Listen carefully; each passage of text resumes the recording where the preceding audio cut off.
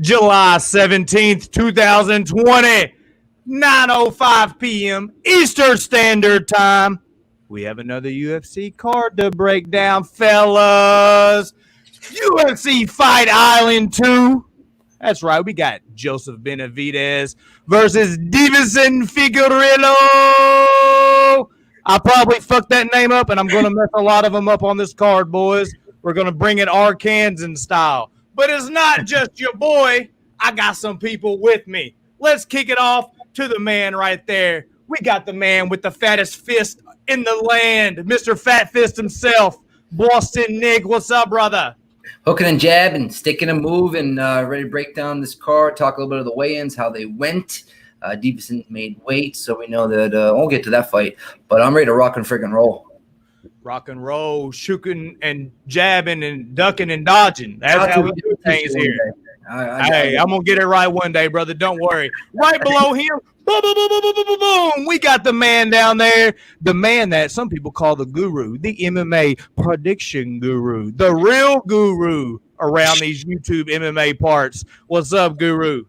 What's up? What's up? Back again, man. Back again, doing it again. So, yeah, I hope everyone's fired up. Let's get ready to go. Let's do it. And below me is a new face. Some of you might know it. Some of you do not know it, but you will know it after tonight. He goes by Just Bleed from Just Bleed MMA. What's up, Bleed? Hey, man. Excited to be here. Odd Squad. You guys know what's up, baby. Let's go. Here. We got a great card. Let's find these spots. Let's make this money. Let's bleed these books dry, baby. Woo! I like that. Hey, they can go on a shirt already, boys. Right. So, hey, before we jump into this craziness, odds.com. That's what this is powered by. None of this would be possible. We would just be some buddies talking fights if it wasn't for odds.com. So go over there, type it in your browser, odds.com, check them articles out. Check them books out over there. Hey, if you need a sports book, go check it out. They got all the ones. Boom. They got, hey, NFL's going to start. Boom. They're going to be covering it hard. Every single thing, sportsodds.com. All things odds, baby. Hey, where can you find it on YouTube, Nick? Odds, HQ, ODDS, H as in Henry, Q as in Quebec, all one word. And yeah, covering baseball and basketball, coming back soon. Hopefully, pending, but as of now, they have a schedule. And we got Jimmy the Bag breaking some stuff down with Twatty Latte, I think, next week. It's going to be a lot of fun. I can't wait. I really can't wait. Stuff to get started. Everything's starting to get back to normal. You know what I mean? But one thing that will never leave is MMA. So we're here to stay. That's right. I'm going to hit a body roll on that one because that's what I like on that one. So, yeah, hey, Odds HQ is where you find all your videos, all that goodness. Odds.com is the home, so you got to make sure to show some love there. All Odds Squad, you see all the boys here, but also we got Clint. Clintus Maximus. You got to check his shows out Monday, Thursday. We have a couple other people. We got, hey, help me out. We got James Lynch. We got Ian Parker. We got Millie Mills. Am I missing anybody, Nicholas? Oh, you're missing Duncan. You're missing there Sean Dozier. I see them little suckers over there. UFC betting experience, John Jr., Anthony Tarranga, Glenn Logue, listen, I'm butchering your name. I promise. I think it's Talango. I apologize. Buffalo Boy up in the house once again. Ryan C. up in the house. Baby! Yep, and then we got here Mr. Ramy himself. I think you're over in India, if I'm not mistaken. I know it's late there. I appreciate it, brother. Everybody, Sean knows you again. Ryan Saloni. Let's see here, Gregory Wilson, and a bunch of everybody's here. James, me, your new name. Everybody, if you're new to this channel, make sure you put where you're from. Okay, we want to know exactly where you're from. Mo will be writing that down, and yeah, we're going to see where our demographics are coming from, where everybody's at. So, yep. Can't wait for tonight. Oh, look at that. RCW up in the house. Maxwell Smart. I appreciate you. You're the man of the night. Yes, sir. Yes, sir. Swerving up in this mofo. Always, bro. Always, bro. Eric Rosas, Ryan Sturtz, Derek Z. And that's the end of the list right there. But yeah, New Zealand's up in the house. There we go. We got New Zealand up in here.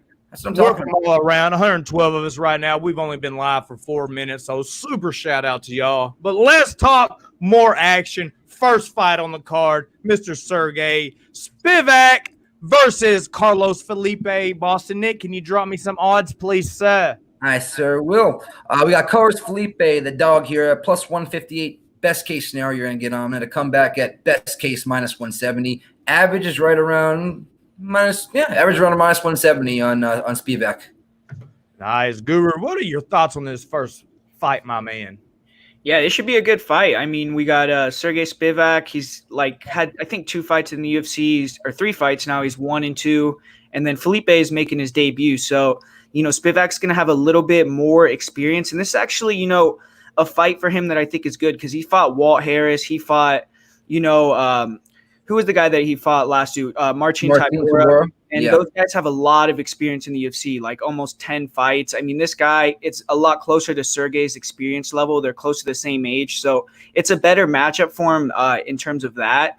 And, it's going to be a striker versus a grappler. Carlos Felipe, big guy, just kind of likes to come forward, has fast hands. He talks a lot of crap during fights. He'll flick you off. He slaps you. He kind of tries to get you emotional, get you to brawl, and then, use his speed to, come out first on top in the trades and stuff like that. But, his grappling, I haven't been able to see much of it. I just don't think that I don't know. I'm not super impressed with his grappling. I've seen him grab the cage to deny a couple of takedowns in the clinch. And Sergey, I mean, you could say what you want about him. He's not super impressive, but he's a smaller heavyweight that has, the ability to grapple for 3 rounds, good wrestling pace. And on top, he's pretty good. So I'm going to take Spivak just because he's the more experienced guy, the more known guy. I think that if he gets it to the ground, he can maybe finish the fight. So I'm going to pick him, but, not a high confidence pick because it's not really – we don't really know much about Felipe on the ground or much of anything, So I'm going to go with Spivak, but like I said, not a really high confidence pick there. I mean, a touch on that. I mean, will Felipe be on the juice? And I'm not talking that juicy fruit. I'm talking about that juice because he was originally signed, 2.5 years ago, and he popped right away before his fight, and he was suspended for 2 years, right?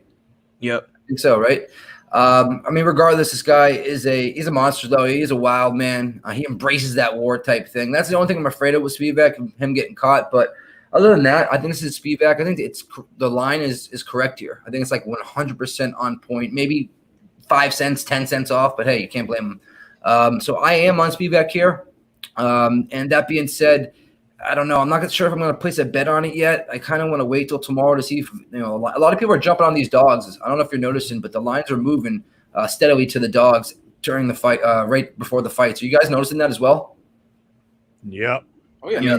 Yeah, recently, the last couple cards. It's been crazy, you know what I mean? So as we're seeing a lot of the casuals starting to bet. So I think I'm going to wait closer to the fight and jump on a better line if I can get it. Very nice. What you thinking about a bleed? Well, I tell you what, man, Spivak, he gets clowned on a little bit in our community. You know what I'm saying? He's not the most popular guy, but I got to be honest, man, this guy's still very young in his career, 25 years old. And I feel like I see a guy who's growing between fights. You even look at the physique of Spivak. When he came into the UFC, he was looking a little flabby, a little sloppy. You know what I'm saying? I feel like he's a guy who's taking things far more serious. I think you see it in his physique. I think you see it in his performance in the octagon. I see a guy who's getting better every fight. And I got to be honest, I feel like where Spivak is right now is probably going to be a level beyond where we're getting Felipe at. 2 years off. I'm not impressed with how he's looking at weigh-ins. Very aggressive dude. I mean, I expect him to come out and really get in Spivak's face. I mean, they about came to blows at weigh-ins today. Dana White got a little shook. You know what I'm saying? Two big boys about went at it at weigh-ins, and Dana got caught off guard a little bit. But I just feel like Spivak is a guy that what we're getting. Maybe Felipe took the time off and comes in looking sharper than ever, better than ever. But I'll be honest, I'm not seeing a UFC caliber guy, in my opinion. I feel very good about Spivak in this spot, but I just feel like with good bet discipline, you can't bet on a guy like Spivak. But if you were to ever bet on Spivak, this might be your shot. Minus 160 in that range, not bad. I like Spivak. Not going to touch him betting-wise, though. Very nice. I'm on the same boat with y'all. Carlos comes in. He swings bombs. He hits hard. But we saw last week with Mr. Al Hassan when you take that time off, we don't really know the product that we're getting, and we didn't really know before he was gone them 2 years. I think maybe Sergey's probably going to come in, use his grappling, probably pick up a decision. You know what I'm saying? A lot of heavyweight fights, people think it's going to finish inside the distance.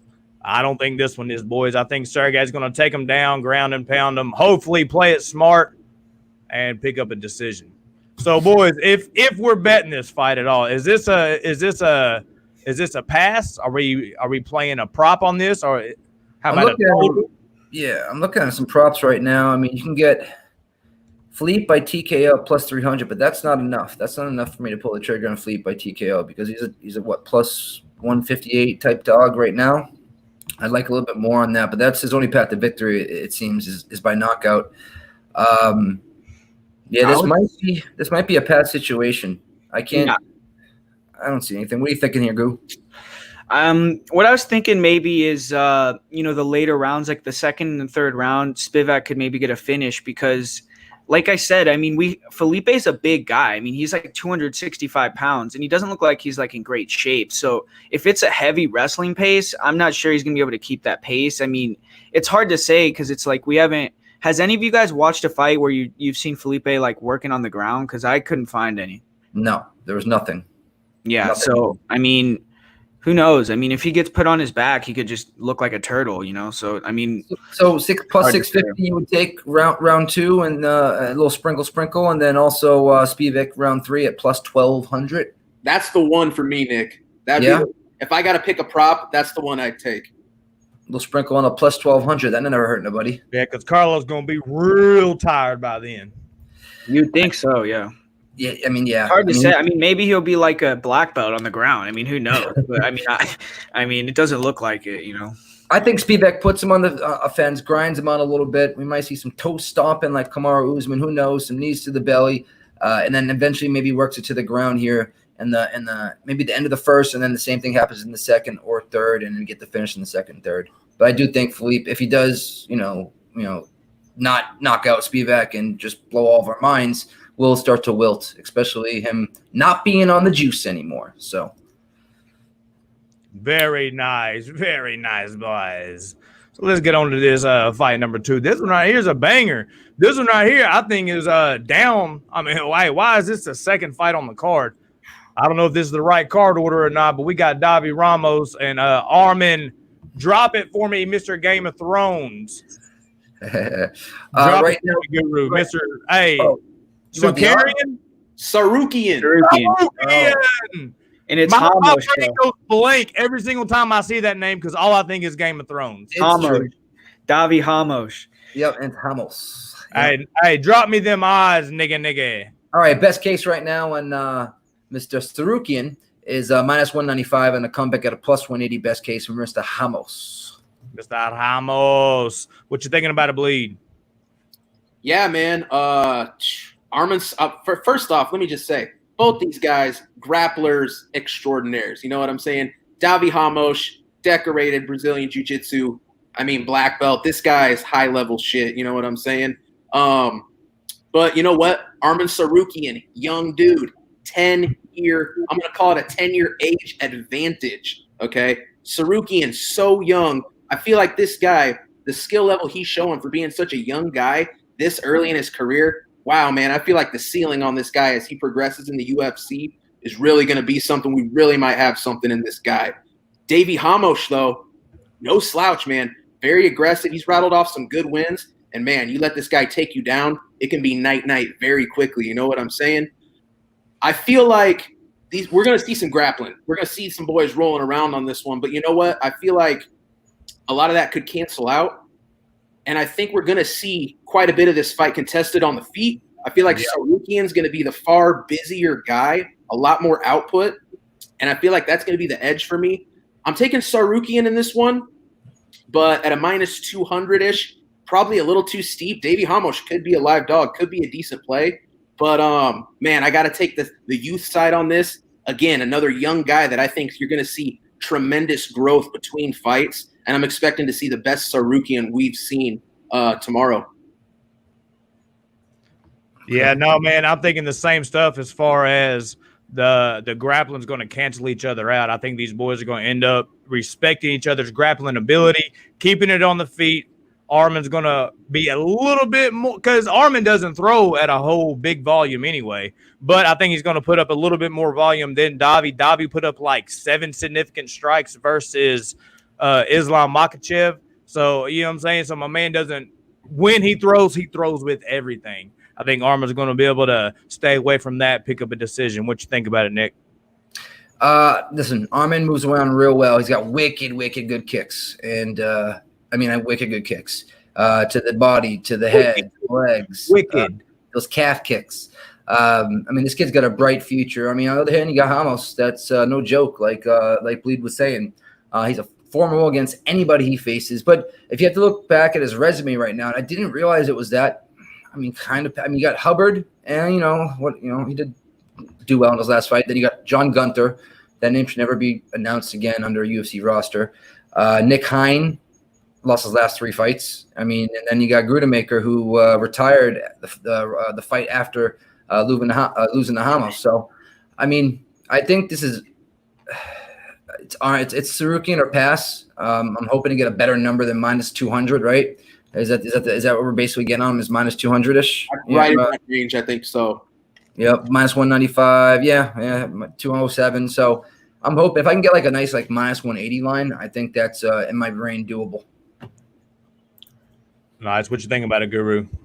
Yeah, I'm actually disagree with you guys, and I'm gonna pick Davi Ramos because, I know Bleed was saying that it's a 10-year age advantage, but I kind of disagree with that because when you watch Arman fight, he's not 100% developed. Like, his boxing is not good. He gets hit with a lot of shots with the hands. OAM was landing hard body shots on Tsarukyan the whole fight, and Tsarukyan, he has a really good gas tank, but he wasn't able to take OAM down, and he only shoots a single leg. He doesn't do any other takedowns. So I don't think he's going to take down Davi with a single. He's going to get guillotined if he keeps trying to take him down with a single leg. So I think it's going to be on the feet. Yeah, and, Tsarukyan, if he can just kick and move and be smart like Islam was, because Islam, if you guys watch that fight, he wasn't fighting with Davi. He was pot shotting and moving the whole time. He was never staying in front of him. Arman, I don't know. Arman likes to hit and hit back, and when he gets hit, he gets a little bit emotional sometimes. And I don't know. You don't want to fight like that with Davi Ramos, man. Davi, if he explodes and touches his chin, he can knock him out cold, or he could, club and sub him real easy. So I don't know. I'm going to pick Davi Ramos here. I like the number. I think that it's a good underdog play because he's dangerous. He's way more dangerous than Armin. Yeah. So I don't know. I think Davi is going to be motivated too. He's a guy that, wants to be like a world champion, wants to fight for the title. And like Bleed said, he's already 33. So he can't lose this fight. If he loses this fight, he'll be, that's kind of it for him in terms of, title contention. So I'm going to pick Davi here. I think, honestly, I really like the way he moves around. You know what I mean? If this was in that smaller cage, I think I'll almost be able to cut the cage off better and land those bolo-ish, type hard shots. I don't know. He does have grappling skills. We know that. But as you watch that fight with OAM, Aubin Mercier, I just think he grappled too much with him. He was beating him on the feet and then decided to grapple with them. I just hope he doesn't try to do that with Davi Ramos. With OAM, and OAM got cut, it was 1-1 going into the third round. So it's not like he's blowing people away. You know what I mean? But yeah, it was a prospect. But OAM was a decent prospect for a while. It just times catch up. You got all these new guys coming in, but I do like Armin here. I just don't like the number. Like I always say, I like Armin, but I don't like the number. Very nice. Little shout out to the chat. We got 188 people up in here. That's right. On a Friday night, you could be anywhere, but you chose to be rocking with us. Whether you are with us or you're a hater, as long as you're in the chat, hey, that's all we care about. Hey, so we appreciate you, even if you're a hater out there. We see some of y'all in the chat, but wait, we see the positivity even more. So we love each and every one of y'all. Make sure you smash that subscribe button and head over to odds.com. Check out all them articles. Your boy Clint's over there knocking them articles out. Like crazy. He's over there. Call him Mr. MMA Article. That's right. So go show some love. Also, guys, hit that like button if you enjoy this type of content. That's how YouTube knows that, hey, you like what we're doing here. So, all right, boys, if we're betting this, Are you? Hey, probably Guru's probably just taking Ramos straight up, huh? At plus 185, you're not going to fish any props or anything. Yeah, I would just straight. Yeah. So for Arman, Arman minus 200, you probably want to get a little bit better number on that. I think he's going to win a decision. Yeah. What's that number, Nick? Right now we're looking at Tsarukyan minus 130. Is it minus 130? Wow, and Tsarukyan inside the distance is like at a crazy, but he's never been finished in his life before, I think, Ramos. And that's at plus 475. Yeah, he's never ever been stopped in his career, actually. Yeah, you're right. I'm right.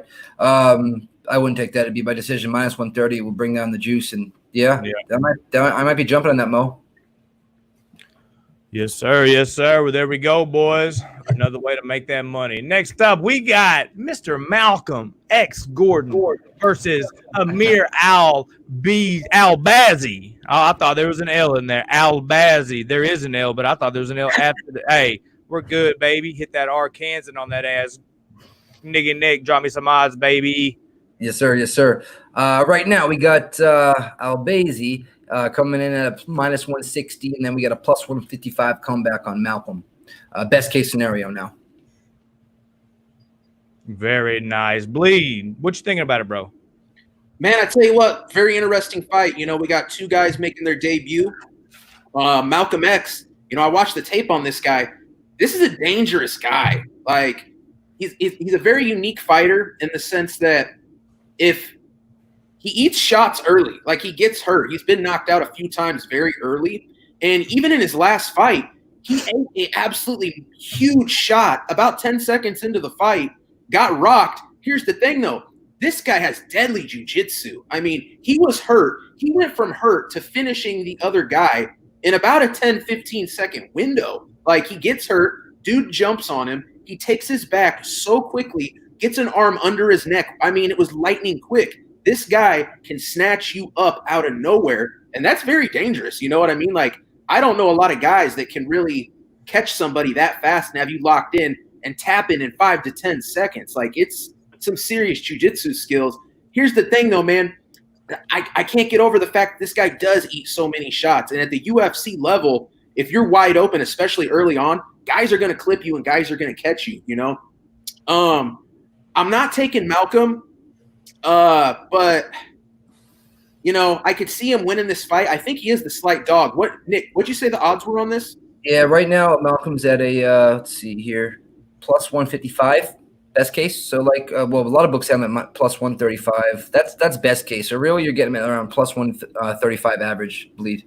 Okay. And, I mean, that's probably a fair number. I am going to go Arman in this one. I feel like he's the more well-rounded dude. But one thing I don't like is at weigh-ins today, it appears Malcolm X does have a good clip of size on Arman, and that could be important in a fight like this. You know what I'm saying? Like, Malcolm seems really big, whereas Arman seems kind of run-of-the-mill.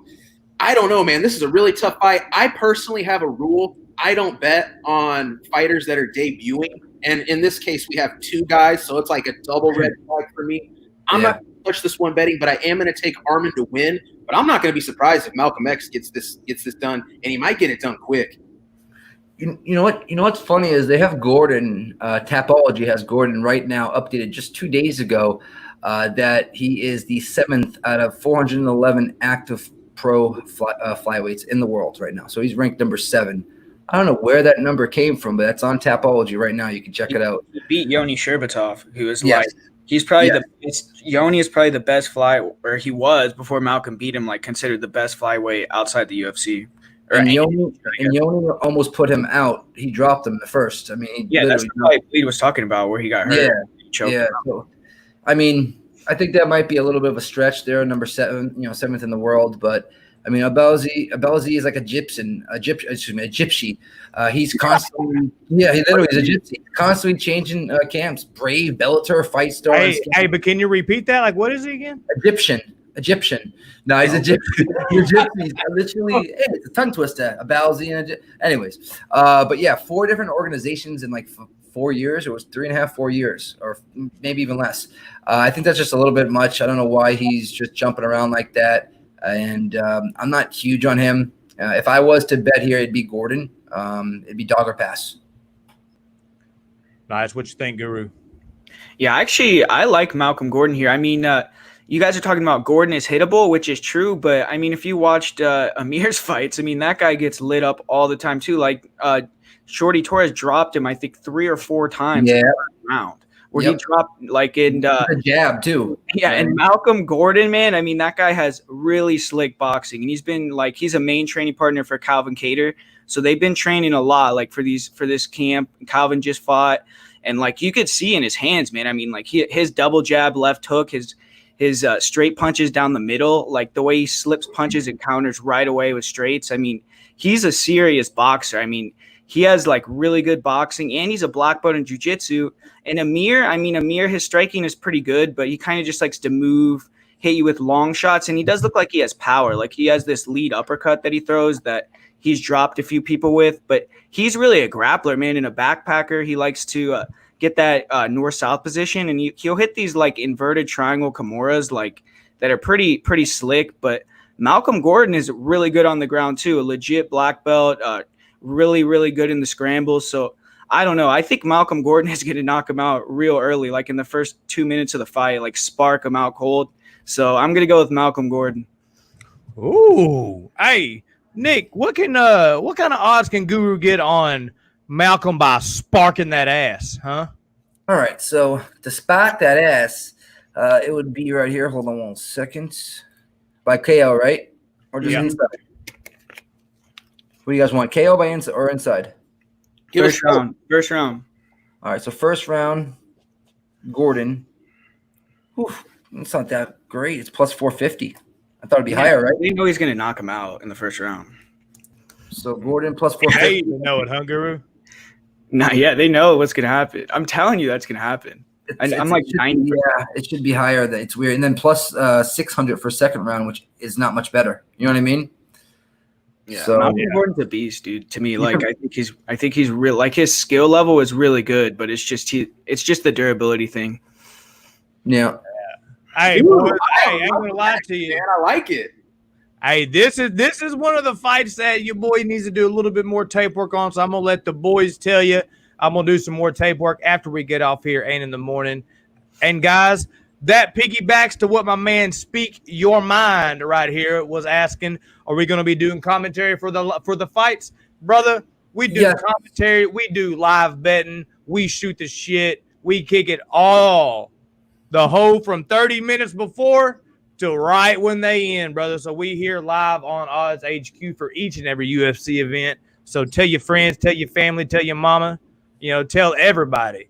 And make sure you're here. What's up, brother? He was actually he was on Saturday night filling in for Guru. Guru. Hey, is that D? That's D right there. What's up, D? What's up, dude? Shout out to you, bro. Yeah, I saw him on there for a while. Yeah, shout out, man. He's got a nice setup. Hey, y'all go check is that his channel right there? Yes, it is. Speak Your Mind Sports Talk. Check it out. We talk everything. When we're done here tonight, y'all go check my man's channel out. Make sure you subscribe to that channel. Shout out to D for holding it down. So let's get on to this next one right here. Who we got up next? We got Brett Johns versus Montel Jackson. Mr. Nigga, draw me some stats. Some odds. Yes, sir. Yes, sir. Brett Johns, we got Brett Johns at best case plus 188, but I'm gonna start giving out what the average is because that's what everybody else is getting. So around plus 170-ish is what the average is right now on the books, and then minus 200 is what the average come back on Montel Jackson, the best singer on earth. Nice hooking and ducking and dodging and jumping. We got 240 people up in here. Thank you for rocking with us on this Friday night. I would say y'all could be clubbing and stuff, but unless you're in the same state as Guru, I don't think anybody's doing anything right now.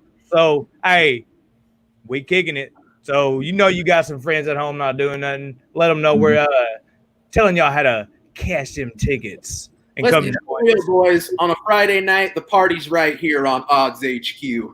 Hit that party roll. Somebody and real quick, your mama.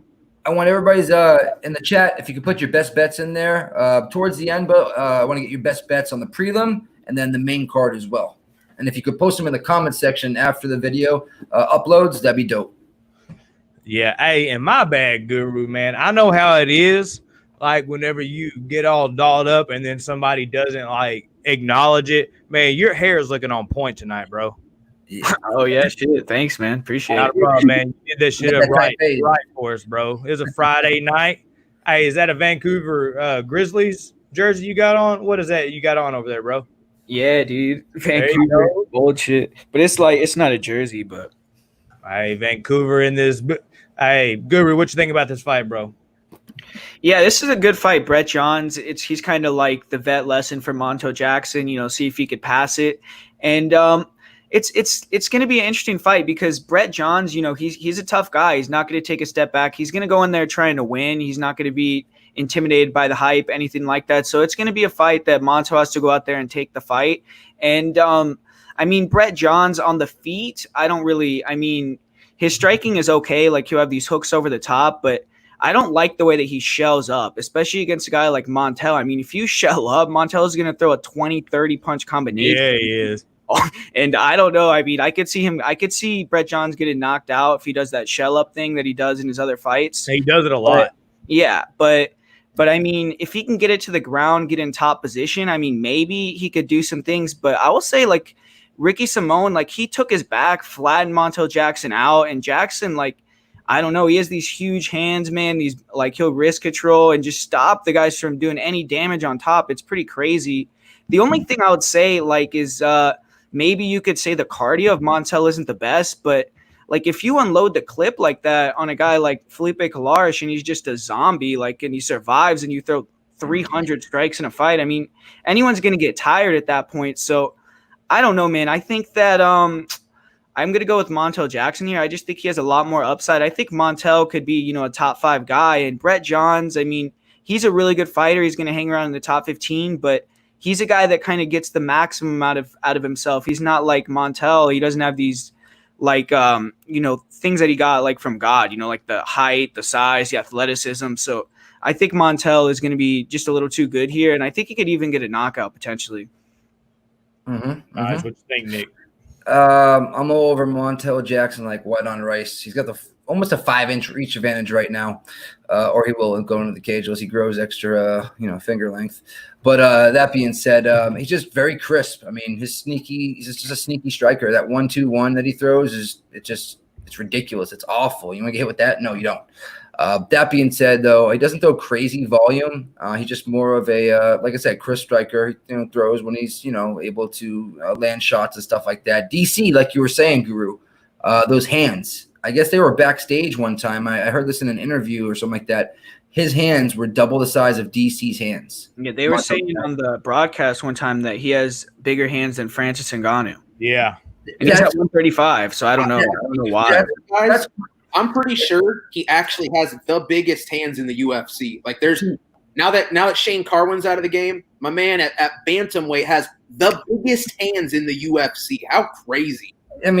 He's got great striking, and then you have that when he's in the clinch and he's just got wrist control on you. You can't do anything about it. You just can't. Or even if he's on his back, you're not going to do much with it. If you're on top control, you're not going to do much with it because he's going to have wrist control on you the entire time. So that's a huge advantage. Having those big hands. That being said, I'm all over Montel. I'm not even going to break down Johns really. We all know he's been pretty much a one-trick pony. He's going for that submission. If he sits there and tries to strike with Montel, he's going to get knocked the F out. So Montel for me all day. Yeah. I'm on the same side as y'all as far as the pick going with Montel, but I do think we have to put in consideration Brett John. He is the better grappler. He is going to be able to come in, and if he sticks to his game plan on just pushing the pace, grappling, he could catch a sneaky sub or he could win a sneaky decision. But I think that Montel is going to be able to stuff the majority of his takedowns. And like Nick said, his hands are so big, he can just grab your wrist and lock you down. And then just also little things that when you have that long reach, he can bring his elbow over as he's holding your wrist and slice you with elbows. He's real dynamic, like somebody said in the chat. He's kind of built like a John Jones at 135, real long, lanky. He has a sub game as well. He has some sneaky subs with those long arms. He's good at Darce's anaconda, stuff like that.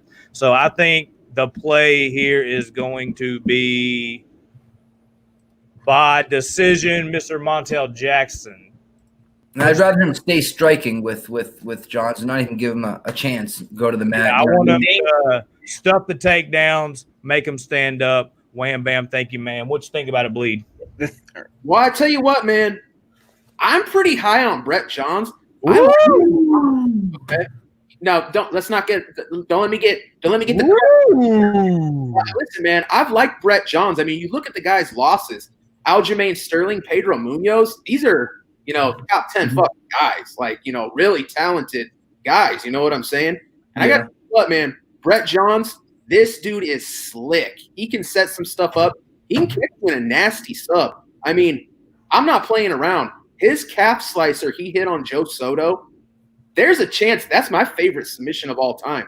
I mean, the way he set that up, the way he baited Joe Soto into believing he was hitting an easy takedown while setting that calf slicer up, just unreal. But I think he's got some more tricks in the bag. Brett Johns absolutely could hit a real sneaky, maybe something real exotic, in this fight if he gets the shot. Here's the deal, though, man. I just think that the size is too much. I feel like, Montel is the better striker. He hits so much harder, so much longer. He's just going to be better at range. I feel like even though Brett Johns has the sneaky subs, the size and the strength of Montel is probably going to be too much for him to overcome. I do feel like he's being a little bit disrespected here. If you're taking that money that you're playing, Brett Johns straight at that good plus money, probably pretty good value bet. All that being said, though, man, I got to take Montel in this spot. I just feel like he's the better guy. I feel like stylistically this matchup says Montel should win. I'm going to pick Montel, but I don't know, man. I got a funky feeling about this one. I don't think I'm gonna have any skin in the game on Montel just because I am a little bit cautious that Brett Johns could catch this guy with something sneaky. Go ahead, Guru. Yeah. Why I'm not extremely confident in Montel is because I do think, like someone was saying, he's like John Jones, like body wise, but I think he's kind of has some of that John Jones thing where it's like you could tell in some fights, like he wants to beat the guy like where they're the best. Like I wouldn't be surprised if he'd like took down Brett Johns and tries to like prove that he's a better grappler than him too, because he likes doing that. I mean, you could tell that he wants to do that. So I don't know. Like he subbed Kelleher with the Dars, like, and that's like Kelleher's thing, like front chokes. Like I don't know. Like he always tends to be that kind of guy. So I could see that happening, but I still think he's a better wrestler than Brett Johns. Like I really do. Like I don't think is. That's what I'm worried about. I mean, you know what I mean? You know what I mean? Yeah, fight IQ, like taking it to the mat when he doesn't need to, when he's piecing him up on the feet. He'll hit him in a 1-2 and kind of stun somebody and then go straight for a double leg. You know what I mean? Why do that when you're piecing somebody up on the feet? I hate when guys do that. Yeah, one thing we got to talk about, man, Montel, you look, this guy didn't go pro until only a few years ago. I mean, really, this guy's still very young in his career. We're going to see this guy get better and hopefully the fight IQ increase, as he gets a little more that veteran savvy. Yeah. Yeah. And by the way, do you see this going to a decision, or do you see this getting within the 3? You can get right now inside the distance for Jackson at plus 335. I didn't really think they would give it out. I thought it would be more on in like the 250, 260, 270 range. Oh, very nice. Yeah. What do you guys think, though? Do you guys think it goes distance? I mean, I think you said, Guru, that you think if Jackson wins, or you think he knocks him out, right? Well, I mean, I think it could go to a decision too. I'm just saying that thing that Brett Johns does where he'll shell up like that, Montel Jackson is going to throw long combinations, like really long. Like you saw it against Felipe. Like you weren't playing on the 30 punch combo. Like so it's like I could see him finishing him if he keeps doing that, if he keeps shelling up like that. But I mean, Brett Johns is a really tough guy, so I mean, it could go to a decision too. Fight doesn't go to decision right now. It's plus 175, so. I mean, I think if Brett Johns wins, I mean, I think he's going to have to finish him. Yeah. Nick, exotic sub. Nick, can you give us that Brett Johns by sub prop? Yeah, Johns by sub right now is currently plus 610. It's the only way he wins, I think. So, I mean, you could actually sprinkle a little bit of both, like Johns by sub and like, try to hit a little plus 375 as well by Montel Jackson inside the distance. Like we said, he subbed Brian Kelleher, so we can't keep the submissions out of the picture here. So yeah, I mean, you could sprinkle a little bit on both and try to hit both, but I think I'm going to sprinkle a little bit on that plus 375 inside the distance. Very nice. Hey, and that reminds me, boys, we will be live betting here tomorrow. So the 278 people in here, make sure you rock with us tomorrow because we'll be here from start to finish. Betting that live, cashing them checks, baby. That's right. We'll take a little pause in the calls to give the boys a shout out. You know what I'm saying? Because a lot of people like to wait till the end when everybody's leaving, blase, babe, they bouncing. No, because this isn't the only platform we're steady putting content on. We got our own stuff rocking. Nikki, let them know where they can find you, bro. You can find all my content right here at Odds HQ and odds.com. Make sure, like you see on the bottom scroll, odds.com. Please check the website out. It's really dope. You'll see a bunch of cool articles. And then obviously Odds HQ on YouTube. Hit that up, hit the subscribe button, hit that bell notification because we go live literally every single day except for Sunday, I believe. Maybe Wednesday as well. But other than that, it's 5 days a week, grinding all day, every week. That's right. Guru, let them know where they can find you, bro. Yeah, everyone, a lot of people know by now. But, yeah, you can find me at MMA Prediction Guru on YouTube. And, right here, I'm going to be doing more content over here. And MMA Odds Breakers, I do occasional content over there. So I do have a page over there if you want to check that out also, too. So, yeah, guys, thanks for all the support. Nice. The new man on the block. Some people like to call him the new kid on the block. That's right. Just Bleed MMA. Let them know where they can find you, bro. Hey, man, you can find me right here on YouTube, baby. This is my main home. You know what I'm saying? Just Bleed MMA right here on YouTube. You can find me on Twitter, Just Bleed MMA with underscores in between. And then on Instagram as well, Just Bleed MMA Betting. Follow it all, baby. When you're done hitting that thumbs up right here on Odds HQ, when you're done hitting that subscribe button right here on Odds HQ, head over to Just Bleed MMA. Hit that subscribe. Hit those bell notifications. We get some phenomenal chats with some really, really sharp dudes. We kill bets every stream, every week. We make that money. And, of course, man, head over to odds.com. Very nice. I got to answer a question real quick. Hey, answer it. It's because there wasn't a Celtic picture. My second favorite team is Miami Heat because of Dwayne Wade, and I live down here in about 30 minutes from Miami now. So that's the answer. That's the answer. Hey, you can find me at MoStream TV, but the majority of my stuff is right here on Odds HQ, odds.com. But your boy's Twitter's pretty lit, as the young kids say. It's litty. I think that's what they say. Off cap, isn't that what they say? Something like that, Guru? No cap. Shit. I thought it was cap lock on. You know what I'm saying? Hey, my bad. That shit is sweet. How about that? Boom, that is tight. So MoStream 5P1 is where you can find me on Twitter. MoStream MMA on Instagram. I just started it a couple weeks ago. Y'all go over, especially to my IG, and blow your boy's IG up. I think I deserve more than like 58 people follow me. So follow me on IG. I try to pump out content every single day on there. And this would all not be going down if it wasn't for odds.com. That's right. You see up there in the corner over there. Odds. Hey, Nikki, point at it for me. Right there. Boom. Odds.com. Powered by. And the bosses of all bosses. We saw her in the chat earlier. Miss Cynthia. Shout out to Miss Cynthia. So Odds HQ, hit that subscribe button, hit that like. Yo, Mo, let me say one thing real quick. I did a video today, 8-fighter parlay. So make sure to go check that out. I got it on Twitter, Instagram, and YouTube. So wherever you want to look at it, it's good. But put a comment down there. Put your 8-fight parlay before tomorrow, and the person that wins the parlay or gets the closest will get a shout out next week on the show on Friday. So make sure to get into that if you want to get a shout out on Odds HQ. The last person that won was MMA Elo, so he put his picks in, so he's going to try to win again. So maybe one of you guys will beat MMA Elo. Maybe he'll be the winner again. But, see if get involved. See if you guys want to win that one. Nice. Very nice. Guru, man, I like that parlay a lot, bro. I watched that video. I wasn't mad at it. I might be tailing you on that. I think I might drop Dolidze, but, man, other than that, listen, even Dolidze should win. I like that parlay a lot, bro. I think you might cash that. Yeah, hopefully. It's like to win like $300. So. Yeah, it's like $10 to win 300, bro. That's good shit. Yeah. You can't, it's little risk, big reward. So why not, right? Yeah. Hey, one of these weeks is gonna hit, Guru. One of them. You guys can join too, man. You guys could put yours on there. I guess the shout out, you guys could just talk about yourselves. But shit, you guys could get. I might start doing it. Yeah, I'm gonna start. What is it? An eight leg parlay?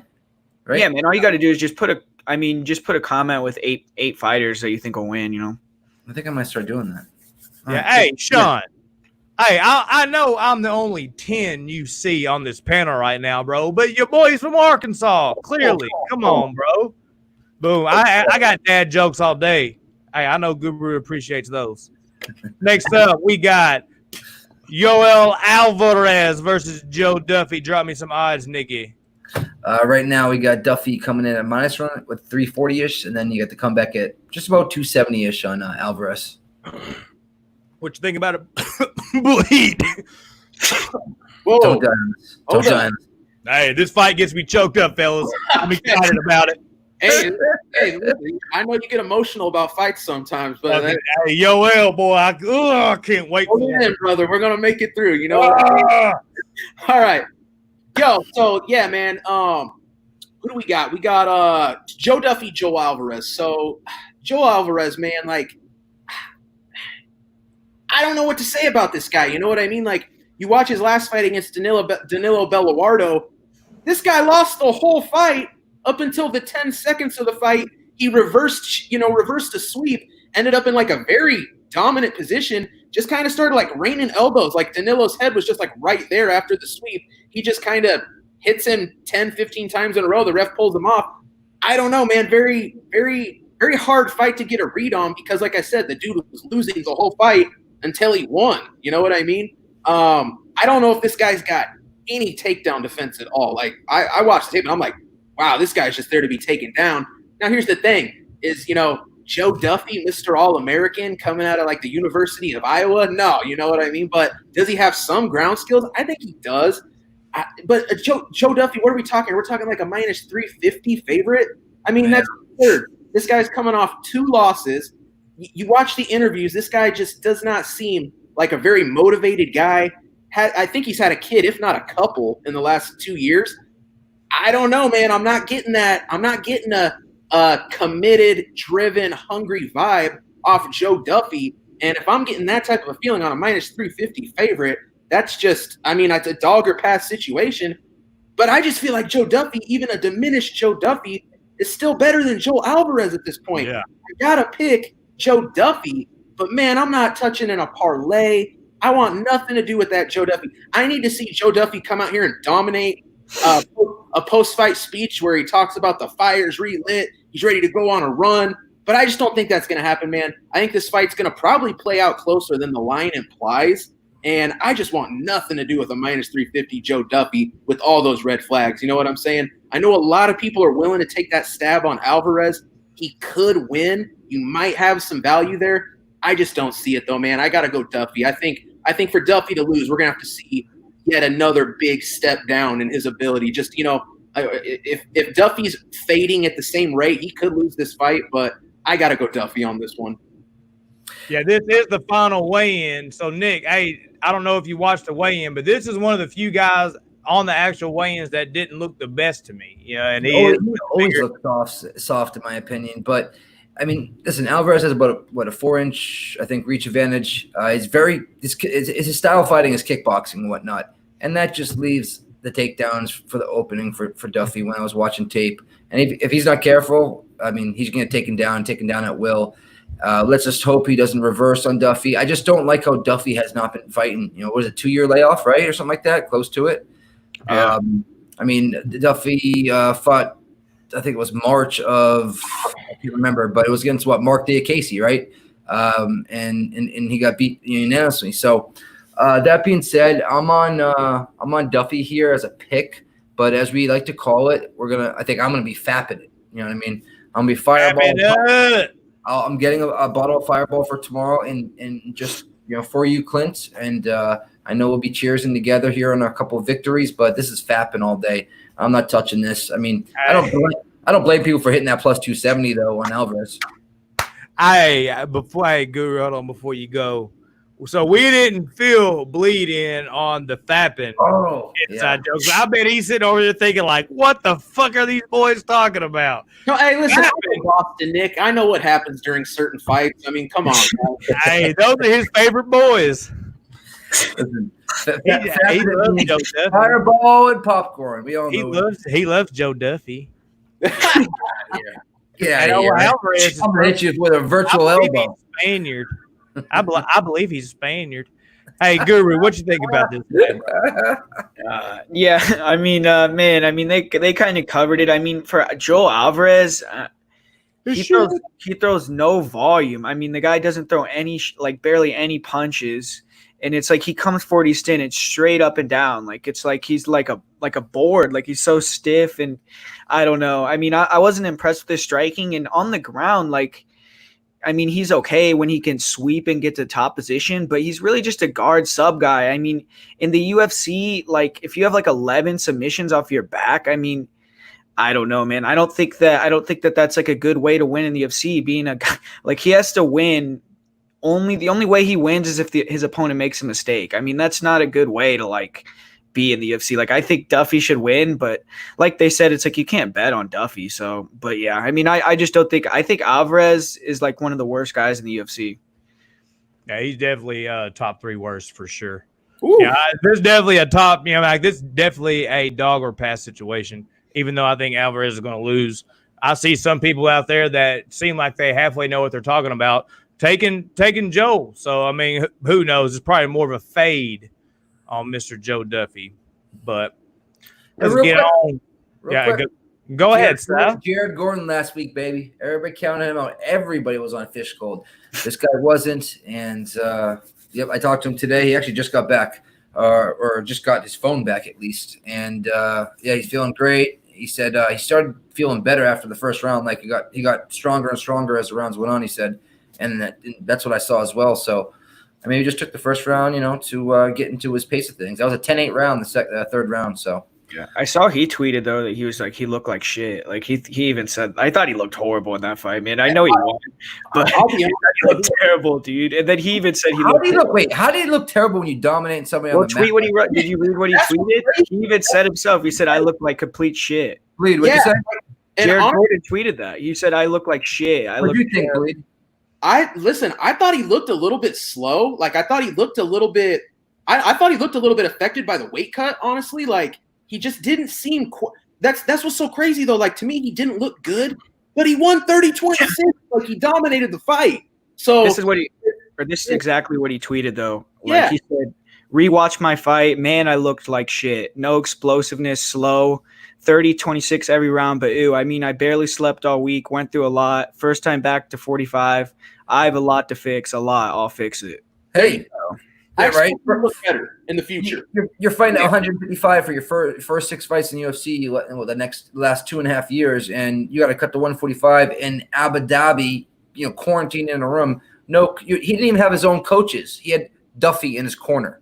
Duffy, Paul Felder in his corner. You know what I mean? That's it was his roommate. They trained together with Duke Rufus. He doesn't even train over there anymore. You know what I mean? So they've been more just contacting on the phone and whatnot, and friends. And he just decided to corner him. I mean, I think he went through a lot that fight and still dominated. And yeah, it was his first fight back at 145. But I believe first fight back at 145, you had Chris Fishgold went in basically 5 pounds more, didn't have to deplete himself, and he still out-muscled him and threw him around like a little girl. All in all, an impressive performance. When you take everything outside the octagon into account, very impressive performance out of Jared Gordon, really. No corner man, weight missed by his opponent. And you know what? I got to say this, man. Serious respect and props to Paul Felder to go out there in the middle of commentary, corner that guy. And not only that, he did a phenomenal job, okay? He really did some great coaching between rounds if you heard what he was telling Jared. Yep, and he walked back. Right, they show a video of him walking back, I think it was right after the first fight, and he's just you could see how pumped he was, bro. I'm getting my boy this win. You know what I mean? We're gonna do this together. You know what I mean? He's walking back, he gets in there. You just tell Gordon was ready to. You know what I mean? He didn't look nervous at all. He was ready to rock and roll. So, I mean, I wish I would have saw that before. You know what I mean? I would have. Hey Nick, do you not remember telling me that you thought he lost? Shut up, you. I'm just playing. Let's go on to the next one. We got Grant Dawson, Nad Narimani, Boston Nick. Drop me some odds, please, sir. All right. This is a good fight, too. We got Nad Narimani coming in at a right now Let's see. Best case scenario. Apologize. Where are you, Nad? Where are you, Nad? He's falling off my map here. All right. Plus 200. You're going to get him at really plus 175, plus 180 on most books, maybe plus 190. And then you come back at minus 213-ish to minus 224. Minus 213 is the best you can get. What are you guys thinking here? What you think, Guru?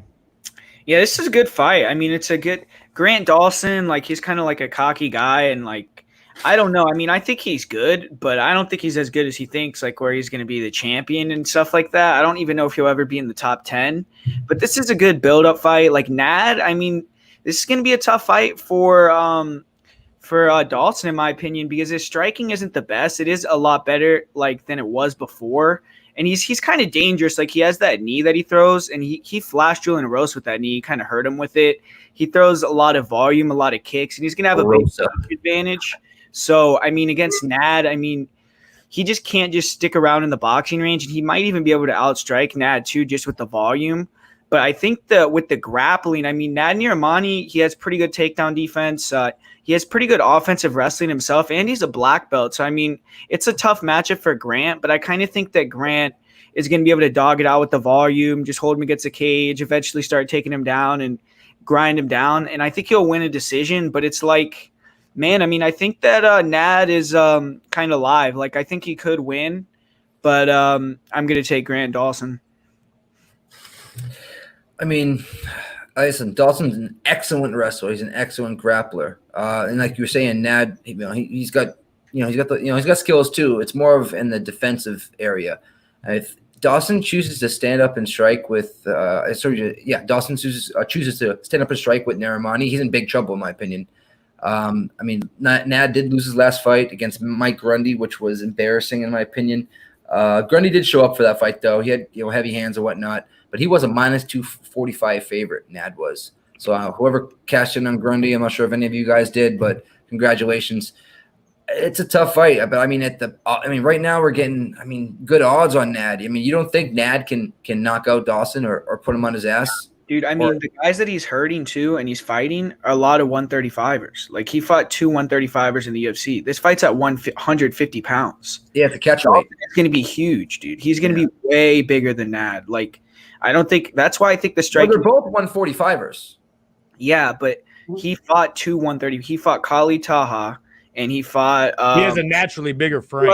He fought Taha. Who are the 3 guys that Nad fought? He fought 2 135. Paddy Pimblett and Cage Warriors, but other than that, it was just Anderson Dos Santos and Mike Grundy. Yeah, Anderson Dos Santos and Taha. They're both 135ers. This is at 150 pounds. I mean, Grant's a guy that's probably going to transition to lightweight within the next few. So. Yeah, Anderson's a small dude, but he fought him at 145. But yeah, Anderson Dos Santos is a small dude. Yeah, they're both those guys dropped down to 135. They fought at 145 like their debut. They made the debut at like short notice against Nad, and then they dropped to 35s. So they were career 35ers. So Nad steamrolls Grundy, right? If Nad steamrolls Grundy, gets that W, are we looking at this fight a lot differently?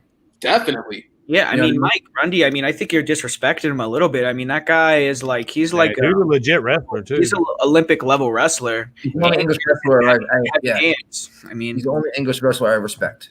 So, yeah. I mean, it's true. They all suck. So, damn. I mean, for the most part. Pow, pow, pow. I mean, even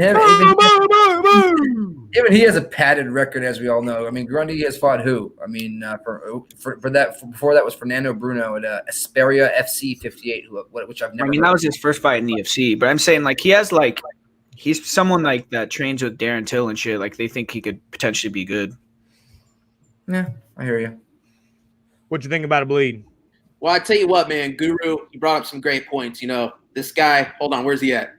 This guy over here, man, he knows his stuff. That guy. Great point with Nad, beating essentially bantamweights, right? Grant Dawson, catchweight fight, 150 pounds, man. That's all advantage Dawson right there. Like I said earlier, this is a guy that I think is going to eventually transition to lightweight. The older he gets, the harder the weight cut. He's not going to be able to make that 145. Grant Dawson, man, a very cocky dude, a very confident guy. Can that come back to bite you? Yeah, it can. But at the same time, this is MMA. This is UFC, man. If you ain't confident getting in that cage, don't get in there. You know what I'm saying? But I do like the attitude overall. Might be a little much, but here's what I'm saying. Grant Dawson, man, we've seen this guy, a young guy, very, very good fight IQ. He's gone in there and had some bad moments. I want to say it was against Derek Minner. Probably lost in the first round. You know what I'm saying? He got choked out, right? Here's the thing. Yeah. The guy made immaculate adjustments between rounds. I think he's a very coachable fighter. I think he's a guy who can make adjustments on the fly. I think, maybe the first round doesn't go that great against Nad, but I'm expecting Grant to make those adjustments along the way and essentially figure out what he needs to do to win this fight, grind out a decision, maybe get the finish. I'm leaning more towards a decision. I like Grant in this spot. He's actually going to be the first leg of a 2-fight parlay I'm running up. I was impressed with Grant when he fought Julian Erosa, man, because that guy, like in that fight, Julian, he's good off of his back too. Like he had him in a pretty deep triangle, and Julian doesn't get tired. Like Grant Dawson in the third round is outstriking Julian Erosa, I mean, you could say what you want about him, but he's probably a better striker than Nad. I mean, I think he would beat Nad. If him and Nad fought, I think Julian Erosa probably would win. I mean, Julian Erosa, he had a good fight with Julio Arce too. And Derek Minner, that guy, like all of his wins are first round guillotines. So, for him to even get out of that guillotine, I think is a positive, not a negative, so, but yeah. Hey, the boys about said it all. I'm on Grant too. I think his pressure is just going to be too much. I think he's going to be doing a lot of holding Nad against the cage, dropping down, chain grappling, singles and doubles, always working. Even if Nad is stinging him with the jab, which I can see Nad using his footwork, stinging him with the jab, being pretty active in the first round, like Bleed said. But I think overall, Grant's just his grit. And he's just not going to stop. He's going to keep coming. He's going to get him to the ground. I see him winning a 29-28 decision. So how are we making money here, fellas? Are we betting this bad boy? I might sprinkle a little bit on Nad just because I think he can get it done. But I'm not mad at that plus 200, and he can get it done. What is Dawson by decision? Dawson by decision plus 180. Yeah. Let's see what Nad is inside the distance or by knockout. Actually, I don't think Nad inside the distance is plus 470. Knockout is plus 850. I'm gonna sprinkle knockout plus 850. That's another thing about Nad. Like he doesn't really have power. Like he's got 2 knockouts, but whatever, right? Yeah. Yeah, I think if he wins, he's going to have to finish him because the judges are going to see Grant just coming forward, pressure and always trying to look for that wrestling. So. And what we have seen here on Fight Island, you have the power fighter and you have the fighter that brings the volume. It's showing that the judges are going more towards the volume. You know what I'm saying? That they're looking for the activity more than the big one-shot power. Are y'all seeing the same stuff? Absolutely, dude. It's like, every fight they are taking the guy. Now, a perfect example, Tim Elliott, Ryan Benoit. In my opinion, Ryan Benoit won that shot or won that fight by landing the more effective strikes. Who was the busier guy? Tim Elliott. All 3 judges went Tim Elliott, So it's a great point, Mo. Faux show. We got 283 people in here. Y'all could be anywhere, but y'all rocking with us. 283, baby. With that beach boss going draw plus 6,000. Hey, I could see that actually crazy. And then getting a 10-8 round, and then hey, that's not a bad look.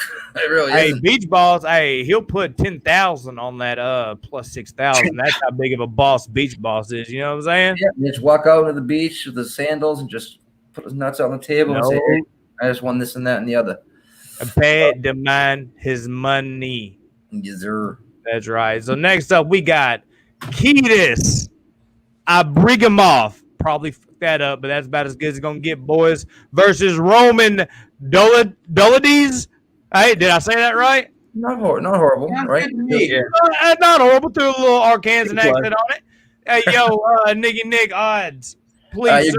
You're getting there on a minus 150 to 170. A lot of the books are confused right now in this fight, and then you're getting a comeback on Mr. Kiedys, who pronounce it. Yeah, you say it, fucking genius. You say it, genius boy. F you there, bud. Plus 145. And then, it's basically a 10-cent difference. Plus 135 and plus 145. But the line on Roman is just weird. It's flopping everywhere. Up to plus hey, what's Roman's last name, bro? Dolidze. Okay, I mean, fucking tomato, bro. Hey, Bleed, let me know what you're thinking about this fight, bro. Hey, man, this is an interesting fight right here. I mean, let me talk about Roman first. We got another guy who is coming off of a big USADA suspension layoff. You know what I'm saying? I mean, here's what's crazy about this guy. I did a little research. Off steroids. This guy was so open and blatant about the fact he was doing steroids. When he got talking about this. USADA, he didn't even play it off like, oh, what? I don't know, man. Hey, you guys better check my protein powder. Something must have got in there. No, he was like, bro, let me show you how I inject it. You know what I mean? Yeah.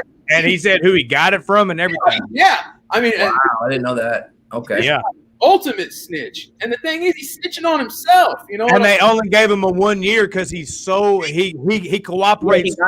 He would have had a 2 year suspension. He got a year taken off. Exactly. Wow. He cooperated with Hey, Tekashi fucking Roman, you know. Oh, he's the Tekashi 6'9" of the UFC. Hey, that's that Tekashi. That's that Tekashi Dolidze. Yeah. So, my man admits, and I got to be honest, you go watch the tape of this guy pre-UFC. My man's on the steroids. Like, look at his style, his aggression. This dude was at uberine levels of testosterone, epitestosterone. You know what I'm saying? Like, you guys know who his main training partner was too? John Jones. Oh, dude was on that cocaine too, huh? Hey, dude's chest hair game is on point. So you know he was rocking with John Jones, shirt open, cocaine, all the steroids. Tell you something, man. You get on that potent shit, you're gonna grow that rug in right on the chest. You know what I'm saying? So, given son. EPO, he was on something. Whatever it was, he was on it, and he was on all the shit, bro. I don't know if he was on EPO, but he was on something. Well, listen, Boston Nick might be right, dude. Maybe this guy was on. I mean, don't get me wrong. He didn't look like he was on EPO in his previous fights. And that's because he was, beating dudes down with that trenbolone rolling through his veins. Yeah. This guy was letting it fly, and he was fighting like a dude, on some rhino testosterone, blowing through guys, beating them up. I got to be honest, though, man, coming off this suspension, back at human levels of hormones, the physique is not there. This guy is really flattened out and really looks like a guy who's off the stuff. You know what I'm saying? I'm a little bit concerned here because, man, Kiedys always comes out blazing. Like, this guy had Daun Jung up against the cage in that fight and literally ripped off. It had to be a 20-25 punch combo. Didn't he throw 100 strikes in that first round? I think for real. I think if you go look at the count, he threw 100 strikes in that first round. And it was absurd. And I hate to say it, it's very reminiscent of our boy on Wednesday, Razak Al-Hassan. You know what I'm saying? Yeah. If Kiedys don't get it done, if you can survive that unreal flurry, the fight is yours. You know what I'm saying? Kiedys probably either takes this guy out first round or Roman cruises. Here's the problem, though, man. Roman's off the stuff. What if this guy's got 2-3 minutes of cardio, now that he's a normal human? Here's the other thing, man. Come off that stuff, you're not even at normal levels. Your body has been diminished. He might be half the man he was. He might be a third the man he was. And he wasn't even that good on the sauce. That's what I mean. Like, he's not a very talented guy. He would be getting whooped. And if you notice him, a lot of the times he would be he'll kind of flinch a little bit before he goes. He's not an athletic dude. He's winning until he's not. He's losing until he hits that he rolls for crazy knee bars, ankle locks. He's athletic. He's good on the ground. I mean, he's like an 80. He's been an 80 cc. So if he he's like a legit submission guy, but I don't think he's going for knee bars and stuff like that. But I mean, he as far as athleticism, he doesn't look like just a super beast to me. I watched him rock a guy, and then he was hurt and roll for a knee bar and grab that heel and just almost snap it in half. Yeah, I think this is a straight up fapping fight right here because you can bet this whatever the inside the distance is. Hey, all right, Bleed. So fapping is a fireball and popcorn. So it's sit back, chill. Yeah. That's our boy Clintus Maximus. That's my boy. Hey, that's the homie saying right there, fapping it up. So yeah. Trademark that to Clint. Diehard MMA Podcast. There you go. He's got shirts coming out already. And 307 in the chat. Appreciate every single .com. But yeah, man, this might be a Clint fight. Maybe Just Bleed. It's a Jägermeister and Nachos fight. You know what I'm saying? Oh shit, yeah, bro. Can we get some cheese fries, bro? Yeah, but here's hard work waiting to happen. It's a total pass. I gotta see how Dolidze looks off the sauce. You know what I'm saying? Is there a chance that Hadis blows through this guy in 3 minutes of the first round? Man, he splits that guard and lands a couple of those shots he could. I'm gonna take Dolidze, but there's just nothing here, man. I can't touch either guy, all things considered. We just got too many red flags. I'll go ahead and wrap mine up just real quick in a bow for you. You know what I'm saying? I think both these guys are so low level. Just Kiedys just might be just a little slight above. He's fought a little bit better competition. He can come out. He has a little bit of grappling too. He's probably going to blow his load. I think either way, the fight ends inside the distance. I think if this makes it to the third round, both these guys are going to be huffing and puffing for air. So I'm going to go with Kiedys just as a coin flip. And, yeah, that's that. What you think about it, Nick? I mean, he does have a 78 reach advantage, so that's good. I just think this guy Roman's an animal. I know a lot of it was on the sauce, but I still think we'll see some of that. I mean, we just saw Abragimov lose to Ed Herman, unanimous decision. Ed Herman's on his way out. Dude, Ed Herman's been in some war, son. Don't you put no dirt on Ed Herman's name, son. Exactly. You know what I'm saying? I love me some Herman. You gotta remind me of Ed Herman. Ed Herman's won 2 in a row. Yeah, exactly. You know what I mean? You old ginger. You kind of remind me of Ed Herman. They might be throwing Ed Herman bones here. I'm not big on a Abragimov. I mean, if you were to force a gun to my head, I'd be betting Roman. So, but I'm fapping it all day in this fight. Nice. What you think about it, Guru?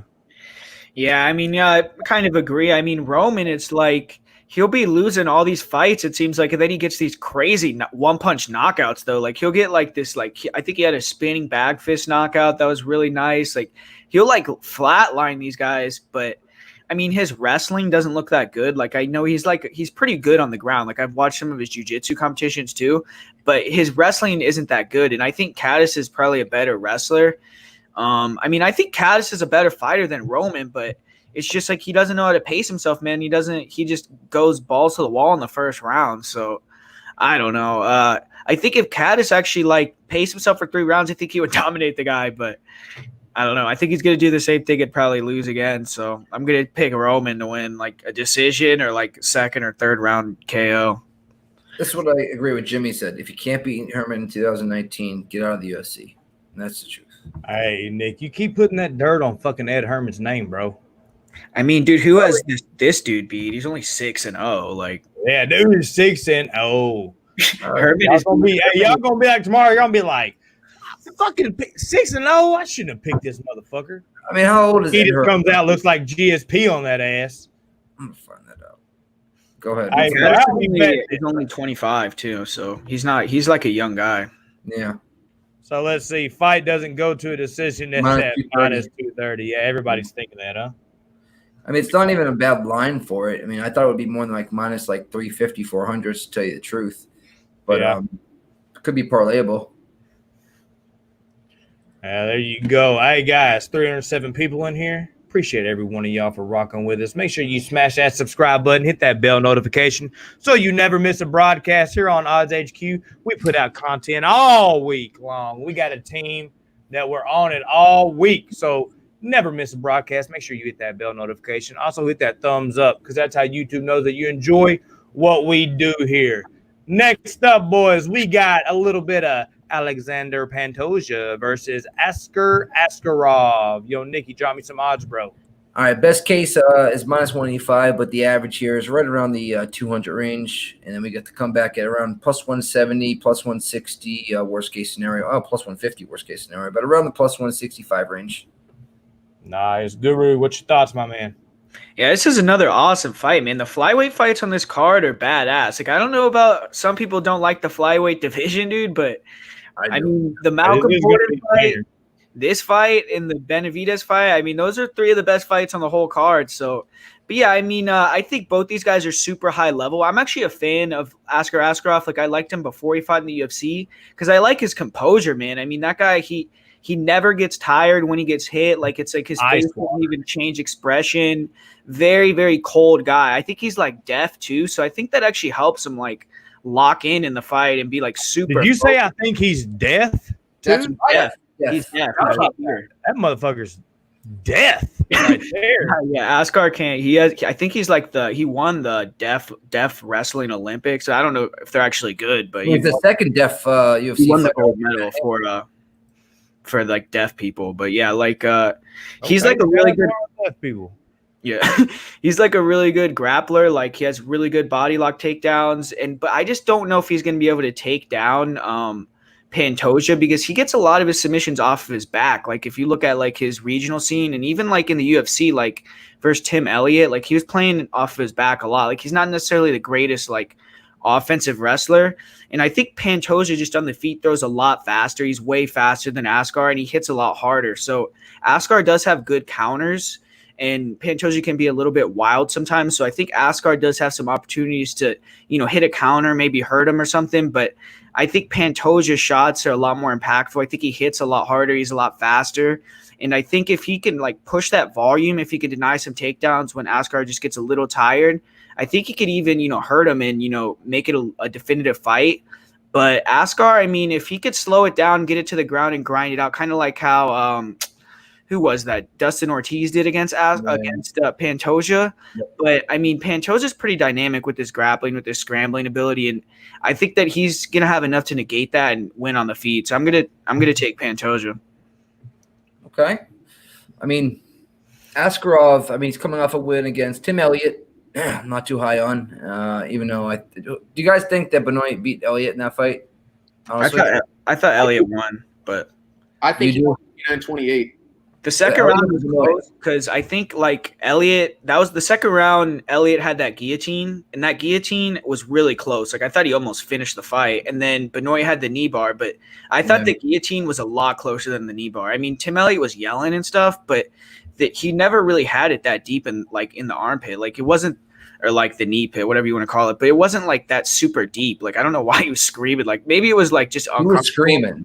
But I mean, it wasn't like the guillotine was way closer to finishing the fight, in my opinion. And then I thought Elliott clearly won the third round. Like Benoit, like was gassed in the third round. He usually gasses towards the end. But the thing is, when you scream like that, that's an automatic tap. But there's no fans there either. So who knows like how loud that actually was? Like if that was like with the crowd there, and everything, maybe you wouldn't even hear it. Like like there was nothing there. So he could have just been like like it could have been like not even that loud. Like it was like a 3 or 4 second of him like he did it twice, but I mean it wasn't like twice, yeah. So I mean, I didn't think the knee bar was that like he got out of it and was fine. It's not like he hurt his leg or anything. Like it wasn't that deep.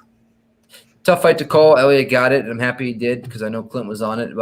Listen, Askarov likes to keep his range and land that chopping leg kick. He's got a serious leg kick. He has a surprisingly fast 1-2-1. He throws that 1-2 and comes back with a 1, and a lot of guys don't do that, and I like that 1-2-1. He'll mix in some sneaky head kicks as well. But Pantoja's no joke. I mean, he went 3 rounds with the future champ because we all know that Mr. Fig is going to beat Joe B once again. And but that being said, like I said, Pantoja's a beast. They have two common opponents right now. It's Moreno and Pantoja beat him by decision. MMA math is non-existent, but in this division you can kind of do it a little bit, and I really think that Pantoja wins this fight. I think that Askarov, this is a little bit too early for him. And that's about it. I mean, I like Pantoja here. I'm not sure what Bleed's thinking, but I'm on Pantoja as well. Well, let me tell you what I'm thinking, boys. So, Alexandre Pantoja, man, I like this guy a lot. Very high on him. Like what I see out of him, Brazilian Jiu-Jitsu, very, very high level, very deadly guy. Not only that, though, for the weight class, this guy hits like a truck. You know what I'm saying? He absolutely has the ability to turn anybody off at any point. He clips that chin with one of those winging shots. Nighty-night, it is over. Here's the thing, though. Now, I'm high on Pantoja. I'm taking Pantoja in this matchup.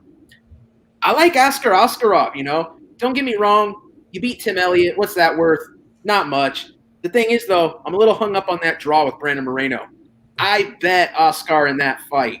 I feel like I was given a gift in that draw to get my money kicked back to me. You know what I'm saying?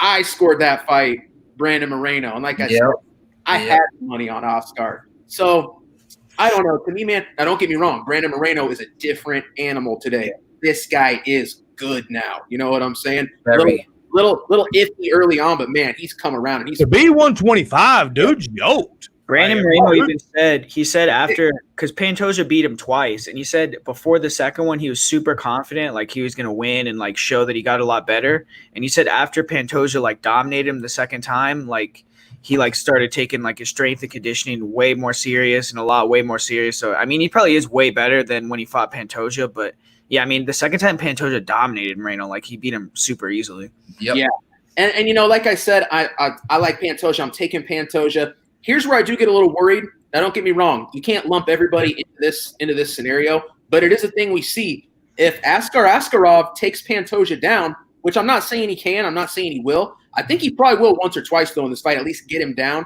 Now, how long he's going to hold him down, that's up for debate, right? But I think Askar hits 1 or 2 takedowns. Maybe not, though. Maybe Pantoja's got that good a takedown defense. What I hope I don't see is Pantoja allowing a takedown and then accepting bottom position like we see a lot of jiu-jitsu guys get a little too comfortable when they have a wrestler on top of them.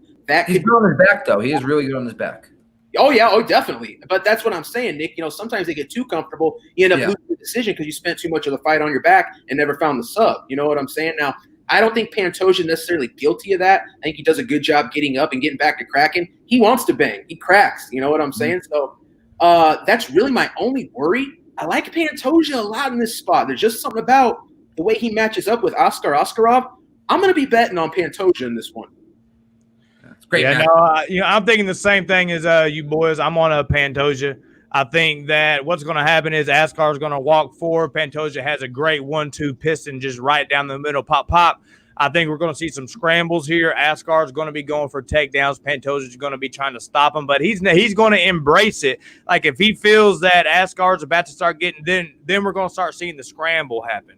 And if that happens, I see Pantoja doing what Pantoja does, taking the back, throwing the body triangle on, and fishing for a rear naked choke. I don't think he's going to get it.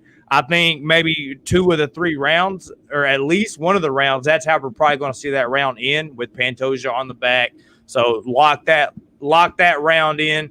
Then I see maybe him dropping Askar one time with that cross, something like that. Him doing something to solidify 2 rounds. We're gonna go with Pantoja by decision, and I see right here you can get Pantoja by decision at plus 135 money. I'll probably be locking that in because I think that if he's gonna win, Askar's too tough to finish. That he's gonna be there till the end. Pantoja squeaks out a decision. I might. If you guys are betting, how are you betting it? I might like in fight to go to. I thought it was fight doesn't go to the goes to decision plus 165. It's minus 215. That's it doesn't go to decision. The thing about Pantoja is if it goes to decision, I might be a little nervous, man, because in decisions I think he's like 6-4. Like he has a real bad record when it goes to decision. You think he can finish Askarov? Do you think Askarov's tough, dude? Yeah, that's the thing. I mean, I don't know, but Askarov, I don't know what his record is. He has like a lot of submissions too, though. Like he doesn't go to decision a lot either. But I know like 6-4 isn't a good record, like in decisions at all. You know. Yeah. So just like Danny says, so maybe take the under 2.5 at plus 195 if you think that there might be a finish. Well, I'll tell you this much: Askarov right now in this last 1, 2, 3, 4, 5, 6, 7, 8 fights have finished 7 out of 8 fights. Well, yeah, I mean, his last 2 he went to decision, though. Those are his only 2 decisions of his whole career. Yeah, and he's good at throwing up subs from the bottom. Yeah, that's his thing. Like Pantoja, like Bleed was saying, like Pantoja off his back. That's Askar's thing. Like Askar's gonna end up on his back, he going likes up to hang out full guard and go for subs and shit. Like he actually has a really good guard. Like super dangerous. They both do, though. They both do. So I think Askar likes doing that. Like he wants to be on his back. Like Pantoja, like I don't think he really like has. Boom! There's my vision right there. Boom! That's what's gonna happen. He's gonna end up wanting to be on his back. He ain't gonna sub Pantoja. They're gonna play the guard game. Wham, bam, boom. What you think about it? Hey, plus 135. Boom. That's what I'm thinking. So let's get on to this next one, boys. This one right here is that main event. Did a lot of Instagram tape study for this one, boys. Miss Lipsky. Miss Lipsky versus Luana Karolina. Draw me some odds, Nick. Anywhere from minus 115 to minus 125 for Miss Lipsky. And then Luana come back at around plus 102 and then minus 105-ish. So about even odds, give or take. So before we just dig too deep into it, I know you boys done heard about Miss Karolina's spine injury, right? Yeah. I mean, are y'all taking that in consideration here, Guru? We'll start with you because I know you're on Karolina. Does that kind of throw you off anything? Because, she's known for her volume. She's going to come in. Spine injury is pretty serious. I don't know. I don't think it's going to be that big of a deal. Like, I know, like, people have fought with that. Like, I know, who was it? Alan Belcher. Like, he fought like 3 or 4 fights with a fractured spine. Like, I don't know how bad that actually is going to be, but I don't know. I didn't take that into account, like, when I was watching the fight. Like, she said she couldn't move for a month in the interview. She hasn't fought in like over a year though. Like, so a while. So, I mean, I don't know how long she's been like 100% again, but I don't know. I didn't take that into, maybe it will be a factor, but I didn't take it into account. Like, when I was looking at it, like, man, I think Karolina, like, she's fun to watch, man. That fight with Priscilla Cachoeira was pretty sick. Like Karolina, to me, like, she throws a lot of volume, really nice kicks. Like, those head kicks that she was landing on Priscilla, I mean, I think she could knock out Lipsky with those kicks. I mean, she was throwing front kicks up the middle, and her volume and her forward pressure is really good.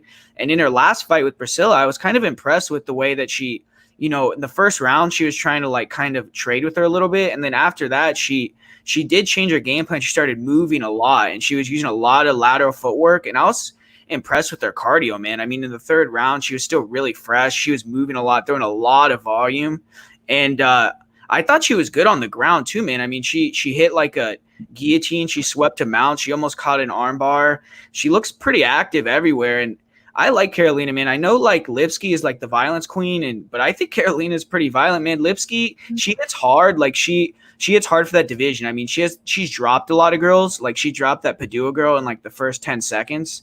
And you could see she hits pretty hard. But I think if Karolina is moving, like, she doesn't stay in front of her, Lipsky just doesn't have very good footwork. And I think that she's going to be able to move around and just out-volume her. And I think if they want to come in here with a game plan to hit takedowns, Lipsky's real easy to take down. And I think that Karolina is a lot better than her on the ground. Like, I think Karolina's jiu-jitsu is pretty legit. So, I don't know. I think Karolina is going to go in there and get the win. I think she may even be able to get a finish in this fight. Ooh, the thunder's outside. I don't know if you hear it. I heard it. Right? Rolls. And the lightning Go down. Fucking right. I caught you earlier singing that Garth Brooks. I loved it, my brother. Woo, too sweet, baby. Listen, both these girls are cans. I will not be betting on this fight. Listen, you mentioned Guru. She moves around the cage well. She circles the cage well. She kind of strikes at her range. Priscilla chased her around that fight. Priscilla is horrible in my opinion, but so is Lipsky. I don't think a lot of people are like somewhat high on her. I think they're more high on her Instagram photos. You know what I mean?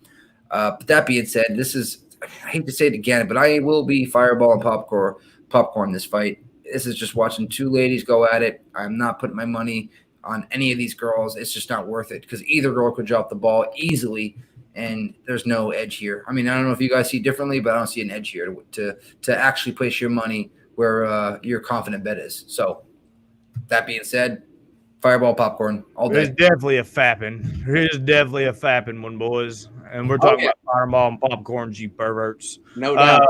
Well, listen, I think if this fight finishes inside the distance, it's Lipsky. Lipsky's a violence queen. She's going to have a little bit more power. You got Karolina. She's going to bring the volume. If she wins, it's going to be by decision. I was kind of like iffy on the spine thing. The spine thing was kind of like, and to me, that kind of sounds like a big deal. But Lipsky's not no beast. Just like, Nick said, a lot of people are higher on Lipsky because she's a very attractive young lady. So I think, hey, we're trying to make money here. I like the volume. Most, a lot of ladies fights go to decision. If this is going to go to decision, I see Karolina putting up the way better volume. And also if it gets close in the clinch, Karolina, hey, she's going to throw that tie plum on. She's going to start throwing knees, throwing elbows over the top. Yep. And she's going to be working. She's going to make Lipsky disengage. And Lipsky's going to be more of that 1-2 power shot to where Karolina, she's going to be moving, throwing up that volume. That's how I see it. Karolina probably by decision. What you think about it, Bleed? Well, I tell you what, man, I can tell my man Boston Nick, he's having flashbacks from Wednesday talking about Molly McCann and Diane Belbita. You know what I'm saying? We all had to learn the hard way, and I preach it every week, baby. You do not bet on low-level women's MMA. Every time, you know what I'm saying? Well, I was on Molly McCann. Belbita wasn't an actual bet. That was just like, man, everybody not on Molly McCann and Belbita last week. Come on, man, that shit. No, I picked Tyler. I picked Tyler. Oh, hey, you're a sharp dude. That's undeniable. That's a great pick. And he's not just talking about your hair, Guru. There you go. He's a sharp dude with a sharp haircut. I mean, what? Oh, Elvis would be proud. But hey, here's what I'm saying. So check this out, right? To me, both stylistically pretty similar. You know, I think they both come from like a Muay Thai background, you know, kickboxing type. They both want to stand and crack. You know what I'm saying? Like, and to me, Karolina is just better. You know what I'm saying? She hits harder. I think she has more volume. She's more well-rounded. I feel like Lipsky's like very technically sound. Like you watch her in the cage and you look at the way she moves, you know, she's got very good technique, but it's just like, you know, there's technique. I'm sure like when she's in the gym hitting the heavy bag, people are like, wow, this chick's impressive. You know, she's going to do some stuff. But then there's that getting in the octagon and actually doing it. And I feel like she lacks in that area. You know what I'm saying? She just doesn't pull the trigger and get it done. I'm not seeing hard punches, impactful shots. Don't get me wrong, you know, she won that last fight against a 3-day notice bum who ain't even in the weight class. You know what I'm saying? And I hate to say it, I think that's the level of talent you need to get Ariane Lipsky some wins. Now, somebody brought it up in the chat, and it's absolutely true. Lipsky got a new 4-fight contract off that win, coming off 2 losses. So there's some serious marketability, if you know what I mean, with Lipsky. So, you know, the UFC wants chicks like that around. They bring eyes. People like it. She's not even that great of a fighter. I like looking at her. You know what I'm saying? But I just think for my money, man, Karolina is just so much better. Why she's the dog in this spot, I'm not really sure. I feel like she should be the favorite. Again, I personally don't bet on low to mid-tier women's MMA. Big time pass, big time fat for me.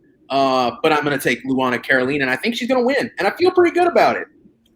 And I know you're saying it's going to go to decision mode, but I really do think if Karolina comes in here with a game plan like to want to get takedowns, I think she could sub Lipsky. I really do. Hey, that's plus 1275, Guru, in case you're wondering. I don't know if she'll come in with that game plan, but I think she's a brown belt. And like her jiu-jitsu is legit, man. I mean, the way she was catching those submissions in the scrambles, even though Cachoeira is a bum, like she was doing that with a lot of fluidity. Like it was like I don't know. You could tell that she's pretty good, like on the ground. So that or catch is so bad, but no, I think that's plus 1200. You said, Mo? Yeah, I mean, plus Cachoeira, I believe. Yeah, Cachoeira got that big knockout her last fight. She knocked that catch beaten. Unreal. And then, by the way, that Belbita fight was a freaking $5 bet. The McCann bet was a bigger bet, though. That was funny. I called that armbar from Belbita like 30 seconds before she even threw the legs up. Like I was like, we called it in the freaking breakdown. We said, listen, the only chance she has to win is by armbar in the first round. And look what happens in the Tuesday show. Yeah, that is so frustrating. And I mean, there's an adrenaline dump. You know that they know. You know she has to know I don't need to be here. Get the fuck up. You know what I'm saying? But she just gets caught up in it, and then before you know it, boom. Well, what she does is she comes in, lands 2 crazy hard shots in the stand, which is her path to victory, lands 2 hard shots, then takes the fight to the mat and literally feeds her arm into an armbar, which is literally here you go. Here, take it. Take it. Worst fight IQ ever. Otherwise, she would have won the fight. You know what I mean? But it's fight IQ. Fight IQ. It's Joe Jua for life, boys. 326 up in here. That's right. Appreciate each and every one of y'all for rocking with us. Nikki, just real quick, can you roll through that chat real quick? Give a couple people some shout out. Absolutely. We got Brittany Class B. We got a woman in the house. Everybody, P's and Q's. Jimmy the Drunk. Jack ladies. UFC betting experience. It's Faith. Connor McLaughlin in the house. James Woodruff. We got How to Odini. Nick Rodriguez, Swaggy. We got Spiderweb. We got Danny again. Danny, you're the man, brother. Irregardless in the house. We got Billy. We got Slate Wiper MMA. I like that name, Slate Wiper. Jack Attack again, always in here. Jesus, peace. Just my 2 cents. Another great name. And everybody that just joined us right now, kick ass, take names. Let's make some effing money tomorrow. Hey, tell me every single time you don't hear Connor McLaughlin, you don't think of homeless puppies on TV. Hey, listen, Mo, I was waiting for you to hit that high note, baby. I was pumping it up for you. Hey, they ain't ready for that, bro. I got the guitar over there. You know what I'm saying? This is a MMA stream. Before you know it, the lights will be dim and we'll be have the amp out playing a little Connor McLaughlin. You know what I'm saying? So, it's actually McLaughlin. It's McLaughlin because that's actually I have a cousin last name McLaughlin, so I'm pretty sure it's Connor McLaughlin. Hey, so where we at on the? Hey, so are we done with this one right here? We done with this banger right here. Let's get on to the next one. We got Mark Diakase versus Rafael. Say that last name? Diakase? No, fool. Fiziev. Boom, boom, boom. Drop the mods, bro.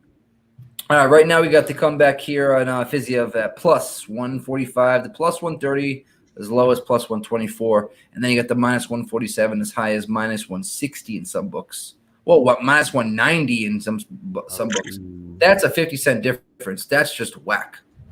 Yeah, what you thinking about a bleed? Boy, I tell you guys what, man. This probably has fight of the night written all over it. I think these guys are going to get in there and get down to work, get nasty. We're gonna see some stuff in this fight. We're gonna see some striking. Okay, Mark Diakase, the bone crusher. Fairly well-rounded guy. Kind of went on I talked about it earlier on my prediction video I had on my channel. Man, who is name an undefeated guy on a good UFC win streak? Then you move to American top team, the best gym probably in the world, and then the dude rattles off 3 losses in a row. You know what I mean? Like it's so unusual. You know what I'm saying? But you also got to look at the guys he's losing to. The Dan Hooker, who obviously is elite. Who else did he lose to? I can't remember his name right now. Nasrat. There you go, Nasrat and Drakkar Close. There we go. So we're talking about 3, very talented guys. He ain't losing to bums. You know what I'm saying? So the thing is, he goes back to England, gets back with his family, and boom, the guy's back on track. You know what I mean? Winning fights, looking good. I like the guy a lot. I think he's got the ability to take the fight down. Now, don't get me wrong. This guy's from England. He ain't no wrestler. You know what I'm saying?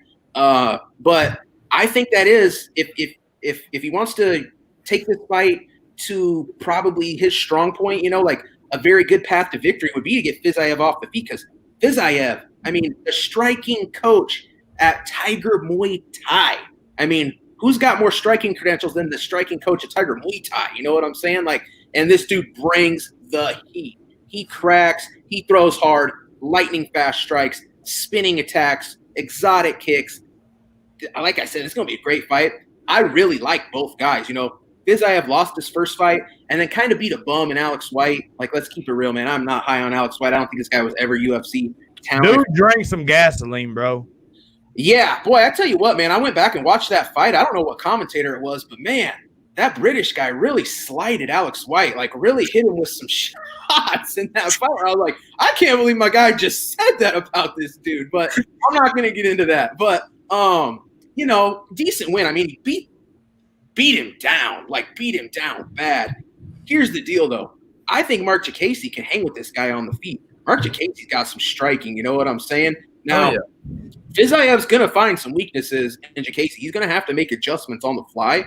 But I feel like Diakase's so much more well-rounded, and one thing I got to point out is there was quite the size discrepancy today at weigh-ins. That furthered my confidence in Diakase. I was going to take Diakase anyway. I'm definitely taking him now, and I'm going to bet him. And not only that, he's going to be the second leg of my parlay. Grant Dawson, Mark Diakase. Put that one in, folks. We got a winner. Ooh. Listen, I can't agree enough. 5'8" at 155 pounds. That's small at lightweight. You know what I mean? That really is. 5'8", 155. Jared Gordon. No, bro, I'm 5'9". What are you talking about, bro? Yeah, you don't weigh 155, do you? You know what I mean? I weigh like 174, sucker. Yeah, he would probably be. I cut to 155, yeah. That's too small for that division, in my opinion. I mean, Fiziev, just like you said, my exact breakdown bleed was I never thought I would actually have to say Alex White's name again. You know what I mean?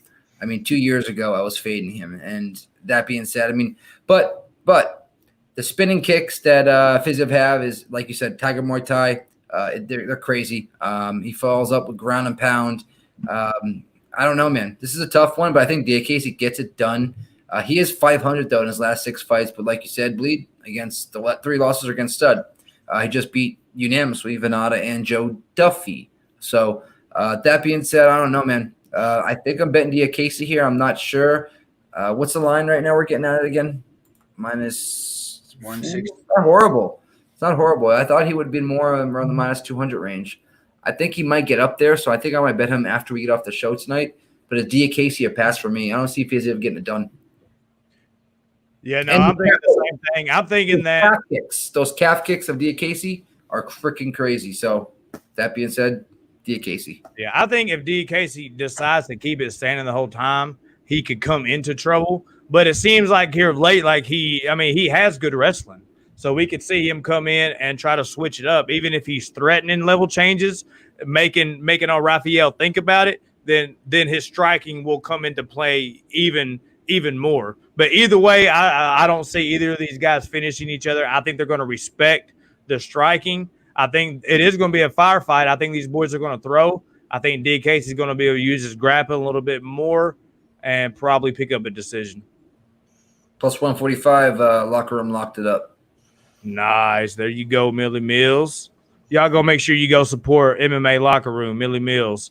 Yes, sir. Guru, what do you think about it, bro? Yeah, I'm going to go the other way. I'm going to pick Fiziev, and a couple reasons why are because if you look at Mark Diakese's fights where he really struggled with forward pressure, which Fiziev has really good forward pressure. He cuts the cage off and switches stances all the time. So he's really good at putting guys' backs against the cage. We saw that when he fought Alex White. I mean, the Mustafayev fight, he got hit with the spinning back kick in like the first 20 seconds. I mean, it was kind of like, you know, if you get caught cold like that, I mean, you're going to get knocked out. He was blocking the kick too. I mean, Mustafayev is just a tank, and he went through his guard and knocked him out. But, you know, Fiziev also, another thing that he's really good at is he has really good low calf kicks, really good. Like Diakese has good low calf kicks as well, but Fiziev really checks kicks really good. Like if you watch his Muay Thai fights and you watch his fights on the regional scene, he really checks low kicks. Like he'll check the shit out of a kick. And, you know, Mark Diakese, if you look at his fight with Dan Hooker and with Jakar Close, really struggled with the low kicks, really got beat. His leg got beat up. And he kind of got dominated in those fights because of that. And the 2 guys that he beat, Lando and Joe Duffy, I mean, those guys are on the way out. I mean, they're both been losing. They're both about to probably retire. I mean, those could be like decent wins. But, I mean, unless Mark comes out here and is a wrestler in this fight, I think Fiziev is just going to outstrike him. I think Fiziev is the better striker than him. I think he's going to back him up through the leg kicks and be faster on the inside with the hands. The only thing is, he does kind of stand in front of guys at times, and Mark may be able to like land some straight punches and some blitzes, but I don't know. I mean, if Mark can't take him down, but don't you think that if you think that Mark's camp knows that and they're going to use that wrestling? I mean, did you see the way that Fiziev was limp-legging out of those singles from Alex White? And like, I've seen some of his takedown defense, like at Tiger, where he's like literally jumping over guys like on sprawls and like just looking like his takedown defense looks really good. I mean, maybe he'll be wrong. But or maybe it won't be as good like in an actual fight against a guy that's going for a lot of takedowns. But I don't know. I mean, his takedown defense looks really good. Listen, like you said, he switches stances constantly. But if you're getting leg kicked by Diakese, who's on I think a different level than Fiziev, we want to say his name, then you're not going to be able to switch stances like you want to, and that's his path to victory. All the leg kicks, he checks low kicks. Like Mark isn't going to just kick his leg. Like Mark is the one that's got his leg fucked up, not Fiziev. Mark has gotten his leg messed up in 2 different fights with low calf kicks. Against studs, though, not Fiziev. Jakar Close, man. I mean, he should be able to outstrike a college wrestler. He got outstruck by Jakar. He got leg kicked. Jakar Close would beat Fiziev. I don't know about Guru, that. so how you see? Guys. So you see him finishing him, or you see him winning a squeaky decision? I think he'll win a decision, but I think if Mark could take him down, he'll probably win. But I think Fiziev is better on the feet. I mean, Nasrat dominated him in boxing range, dude. I mean, just because he beat Lando and Joe Duffy, I mean, that doesn't really say much to me. You can get Fiziev by decision plus 300 right now. If you're feeling Diakase by decision, plus 155. Like when he lost to Nasrat was like 21 years old. Like that, like I don't know. Like Mark, he hasn't beaten anyone to me, but I'm not high in Fiziev just yet. We'll see. He's more bullish. I feel like Diakase just throws those down right down the pipe. So we'll see. Tough dude though. He can take a shot. Yeah. Co-main event time, boys. We got Jack the Joker Hermansson coming in, facing Kelvin KG Gastelum. Tell me about these odds, Nikki. Pick 'em. Straight up pick 'em, boys. Guru, what you think about it? yeah, I actually got Jack Hermansson here, and I'm kind of confident. I did think Kelvin looked really good at the weigh-ins. Like he looked like he was in good shape. And I am worried, like Hermansson, I think his striking is better than he thinks, man. Like I think he kind of doesn't trust his striking as much as he should be. He has good head movement, really good footwork, really good movement. He's like a big, huge, rangy guy, and nice kicks, decent straight punches down the middle. So I think like if he just moves and like pulls Kelvin into takedowns and gets on top, I think he's going to be a lot of trouble for Kelvin on top because we've seen him. He has really good ground and pound, like some of the best ground and pound in the division, probably in some of the best ground and pound in the UFC. And he has that guillotine. He almost hit Jacare on it. He hit Mearshart with it, a couple other guys. Like he has some tricks on the ground. And I feel like, yeah, man, I think that he's going to be able to get the fight to the ground and kind of dominate there. I think that Kelvin, I mean, he's always live to get that knockout, but I mean, that's the only chance he has in this fight. I mean, is his boxing. He's not going to go out there and, take down Joker or be able to, I don't know. I think that I don't even think he could win a decision. I think he would need to he could win a decision if he gets multiple knockdowns, but but he also doesn't throw enough volume to that's what I'm saying. Like, I think he'll either have to get a knockout or I think Hermansson's going to sub him or beat him, like TKO him on the ground or win a decision. So I'm going to take Jack Hermansson. I disagree. I think listen, Gastelum coming off just 2 losses right now, and it's coming to Darren Till, you know what I mean, who's starting to step up, and then a 5-round war with the champ, Israel Adesanya. Hermansson just got slept, basically, last fight against Jared Cannonier. Got cut with an uppercut. Jared Cannonier used to fight at heavyweight, man. I mean, Kelvin is a small guy. But still, you want to put them up next to each other. Who's bigger, if you want to know the truth, you know what I mean? But anyways, he has beat Jacare Souza, he's basically starting out the game. David Branch retired, right? And then he choked out Mearshart. And then I think he beat Talis Latis before that, ground and pound. But, I just think that Gastelum is on a different level. I wish this was a 5-round fight. Gastelum's used to fighting 5-round fights. The reach-wise, Hermansson, huge reach. It's like a 7-inch reach advantage. That's the only thing I'm worried about. But Gastelum's used to fighting smaller guys. He's done his entire life. If that man had a proper diet, okay, and did it the correct way, he would be the 170-pound welterweight champ, and we all know that. Wow, I don't believe that. I don't think so. Why not? He lost to Neil Magny, dude. So he lost to Neil Magny. By Neil Magny like 10 times. Like you think he'd beat Kamaru Usman? Yeah, bring that heat, son. I think he would be. I think would knock his brakes. I think would knock his brakes loose. I think he would get taken down at will, dude. He has worse takedowns than What do you mean? His takedown defense is excellent, Gastelum. No, it's not. That's what I'm telling you. Like Neil Magny took him down like 10 times. Like if Neil Magny's taken him down 10 times, takedown defense range. Yeah, like Chris Weidman took his ass down, subbed him like a bitch, dude. That All-American, son. All-American took that little shit Chris down. Weidman has no chin. Like that's his last win. Kelvin was Chris Weidman's last win. Was Kelvin Gastelum, and he subbed him out. He took him down. He subbed him. He's like 1-5 in his last 5 fights. His one win is Kelvin. All right. So the funny thing is, Gastelum's takedown accuracy is bigger than Jack Hermansson's. His takedown defense is just as good. So I'm looking at stats right now. That, you know what I mean. So it's, I mean, if come on now, you can't even compare the two who they fought. Whitaker twice. I mean, come on now. You never fought Whitaker. Kelvin Gastelum. He never fought Whitaker, dude. Not Whitaker. Excuse me. What's his name? Twice. Kelvin beat old guy. And he beat Jacare by split. He beat Michael Bisping. He beat Tim Kennedy. He beat Vitor, Johnny Hendricks. I mean, come on, dude. Like, are you telling me these are good wins? No, not at 170. I'm not 170. I'm talking about 85, bro. What are you talking about? I'm talking about 85. Okay, 85, he beat Tim Kennedy, who retired after that fight. Vitor, Michael Bisping, who retired after that fight, and Jacare by split decision. Okay. Those are his wins. Those are terrible wins, dude. Those are not good wins, bro. Like hashtag Kelvin Gastelum. Guys. Hey, let's see what Just Bleed MMA is thinking. What are you thinking, brother? I got some thoughts. Boys. So you got some thoughts over there? Like THOTs? Hey, we got thoughts on thoughts. I'm having thoughts on thoughts, son. You know it. So let's check this out, boys. So here's the thing, right? Kelvin Gastelum, man. I'll put it like this, man. Here's how I expect this fight to roll. Okay, 3-round fight. If the fight stays standing, I think Kelvin wins.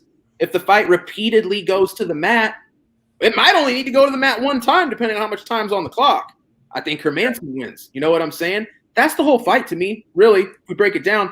Here's the thing, man. Kelvin Gastelum, little guy, short dude, not a good reach. Here's the thing, though. My dude covers distance, okay? He will get inside and he will land very good, heavy shots. It's a very long straight, too. Yeah, I mean, he literally will bend over. Honestly, he'll overextend. The problem is you don't got to worry about overextending when you're clipping somebody across the jaw with a huge shot. They're sitting on the ground now. You know what I'm saying? You don't got to worry about whiffing if you're going to connect, right? Overextending. So here's the thing, though, right?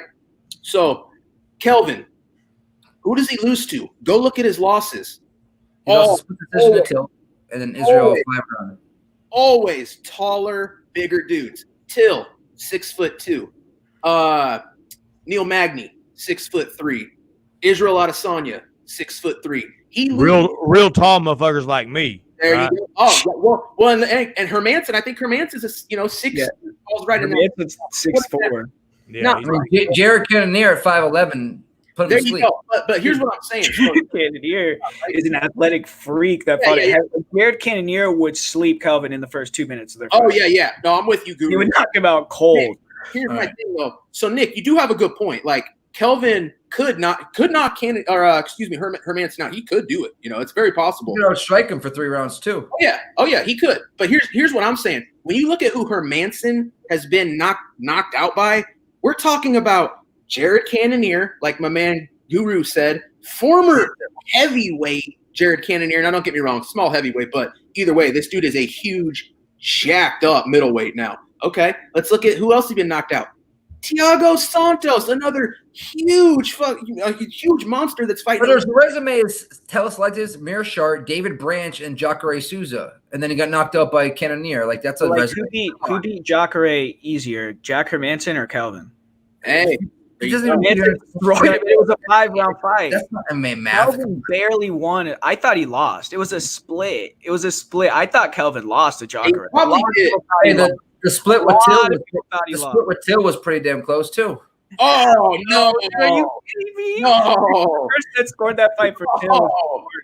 Shut up, man. I love Gastelum, but I think it's fun, bro. That was not a good. That was not. No, I gave like 1.1 rounds to Gastelum and the rest of Till. Kelvin didn't do anything in that fight. He was literally like, I don't know what it like. That was a bad fight for him. Like he didn't let. It's like he's strictly turning into a boxer, kind of like he just wants to be a boxer, and his frame is not one to be a boxer at that weight class. You think Hermansson goes 5 with Izzy? What's that? You think Hermansson goes 5 with Izzy? Izzy doesn't finish a lot of guys. Like Anderson went to the decision with Izzy. Like that was 3 rounds though.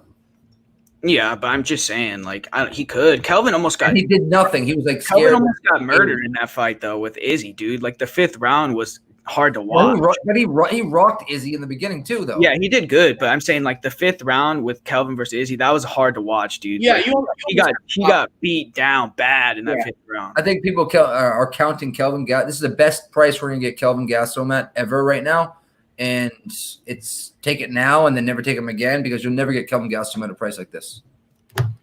Yeah, I think something's going to happen that not a lot of people are thinking. I think that Jack Hermansson is going to come out and put that volume on him. Use that footwork, use his long jab, his long straight, use his leg kicks, front kicks up the middle, threaten some takedowns, but just really do it to threaten him, just to be like, yo, because KG, he is a shorter guy, so it's going to be harder for a bigger guy to come in, level change, and get takedowns. He likes to get the body lock trips. All that stuff is going to be harder on a shorter guy. So I could see him threatening it to set up his strikes and him not really go for that kill shot unless, Kelvin tries to shoot him for a takedown. Or let's say Joker keeps him at his range, pops him, kind of stuns Kelvin. Kelvin shoots in on a single leg, thinking he's a wrestler. Well, we all know what that secret weapon is of Jack Hermansson. It's that guillotine. He snatches that guillotine on, it is a wrap. So I don't think he's going to be able to. I think KG is going to be smart enough to know to not put himself in that position. But he's going to think, hey, this is at striking range. I'm going to keep it here. I'm going to win it. I'm going to win the fight this way. And Hermansson's going to put up that volume. And he might sub him, but probably I think we're going to see a lot of decisions on this card. You guys know how tall Gastelum is?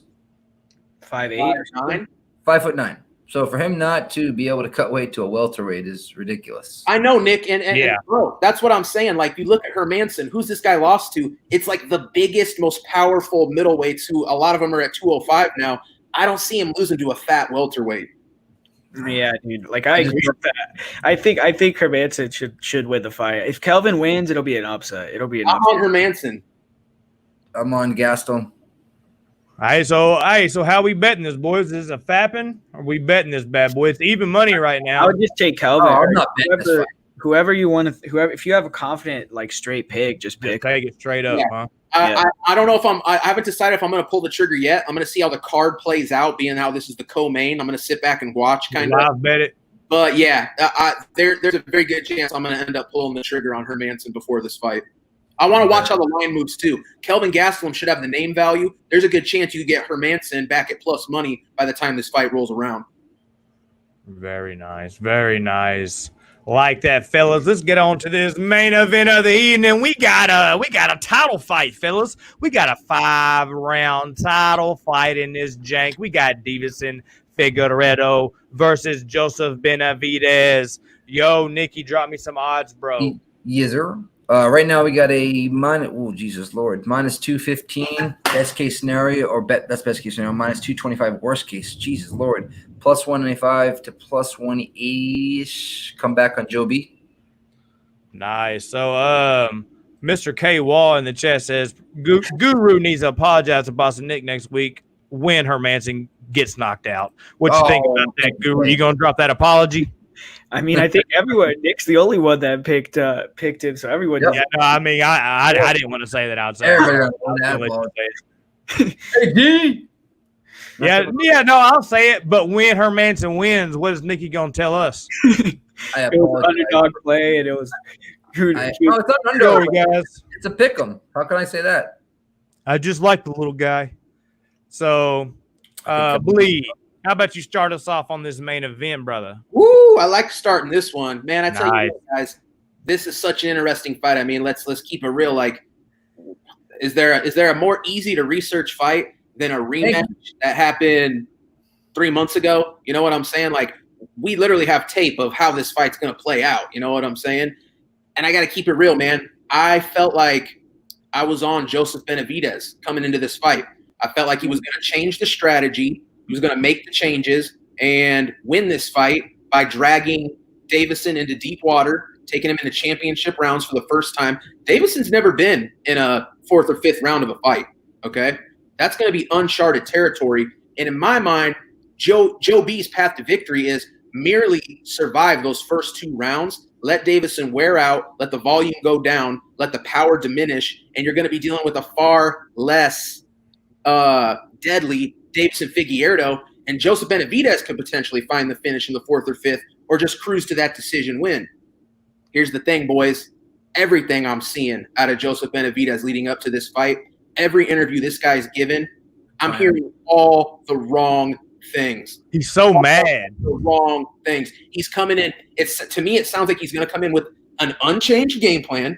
He's going to be even more aggressive, even more emotional, even more spastic-y. You know what I'm saying? And that's what got him into this trouble in the first fight. The dude jumps in face first, head first into every exchange. Now, don't get me wrong. It worked the first, 10 or 12 times he did it in that fight, and he was getting off good 2-3 punch combos and landing them. You know what I'm saying? At the same time, though, you could see Davison just sitting back, waiting to pick that shot, waiting to see that pattern emerge where he's like, listen, bro, you're going to jump in here face first one of these times. You're going to catch this straight right down the pipe, and it's going to be over. Sure enough, Joey jumps in face first. Joseph Benavidez is the one who initiated the headbutt. It'd be a totally different story if Davison was pulling an Evander Holyfield and ducking down and bringing the top of his head into Joe's face. No, Joseph Benavidez jumped his face right onto his head. I also got to bring up one thing. Joseph Benavidez keeps blaming that loss on the clash of heads. Don't get me wrong. Did it affect the fight? Was he pawing at the cut, looking at the blood? Yeah, he was. But to me, he did not react like a guy who was rocked off that headbutt. Now, was he distracted from the cut? I'm going to say, yeah. Did it affect the fight? Did it affect the ending of the fight? Definitely. It played into the finishing sequence. I'm not so sure he was hurt, though. I think he got a little distracted, made a strategic error, circled into the power of Davison Figueiredo. Figueiredo literally tracked this guy like a heat-seeking missile, watched him circle into the power side, kaboom, hits him with that monster shot, puts him down, concusses him, follows it up with even some deadly ground and pound. Joseph Benavidez complaining about how concussion symptoms, not waking up knowing where he is, all this stuff, it's just terrible. It's ruined his life. It was his 3rd title shot, yada, yada, yada. Had I seen a Joseph Benavidez in these lead-up interviews saying, you know what, I've got to make the strategic changes. I've got to fight a different fight. I've got to fight a smarter fight. I'm not hearing that at all. And again, I'm a guy who wanted, coming into this week, almost knew I was going Joey B at that delicious plus numbers. I just can't do it. I don't see this guy making the changes. I think we're going to see, don't get me wrong, I don't think we're going to see a headbutt lead to the finish. I think we're probably going to see a very similar finish. I see this fight playing out 2 different ways. Davison hits that big KO, that finisher, possibly even a submission in those first 3 rounds. If not, if Joseph Benavidez can win one of those first 3 rounds, 2 of those first 3 rounds, you're looking at a legit live betting spot. If Joey B is still fresh after that 3rd round and he's got a round in the bag, I will almost guarantee you he goes on to win the 4th and 5th round just because I believe he has the better gas tank. And you might be able to get him at plus money. So I feel like you could really snipe a good live bet spot on here. I'm not gonna take any action beforehand because I do feel like both guys can win the fight. And Joseph Benavidez, man, maybe destiny finally comes to fruition and this guy on his 4th attempt at a UFC title gets it done. But I don't know, man. I'm getting Kenny Florian vibes. I just don't know if it's in this guy's destiny to be a UFC champion. And with all that said, man, I got to take Davison Figueiredo. But like I said, no pre-bet. I'm going to sit back, watch how the fight plays out. About that 3rd round, I'm going to be looking to pull the trigger on a live bet. Bleed, I can't agree enough, bro. First fight, bet Fig.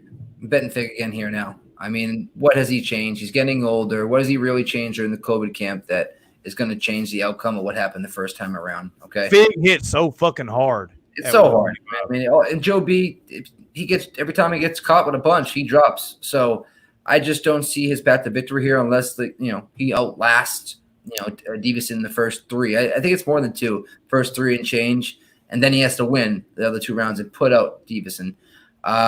I just like Davison here a lot here. I mean, Joe is 35 years old now of age. I mean, even though Davison's about 31, 32, but he's been in the UFC since 2011. I mean, he's accumulated a lot of damage in those fights. You know what I mean? He has been knocked out in a lot of them, but he's been in a lot of wars where he's been hit and hit a lot. So that being said, it's Fig for me all day, and I'll probably looking at inside the distance, I think, because if he gets it done, it's probably inside the distance, and I do think he's getting it done.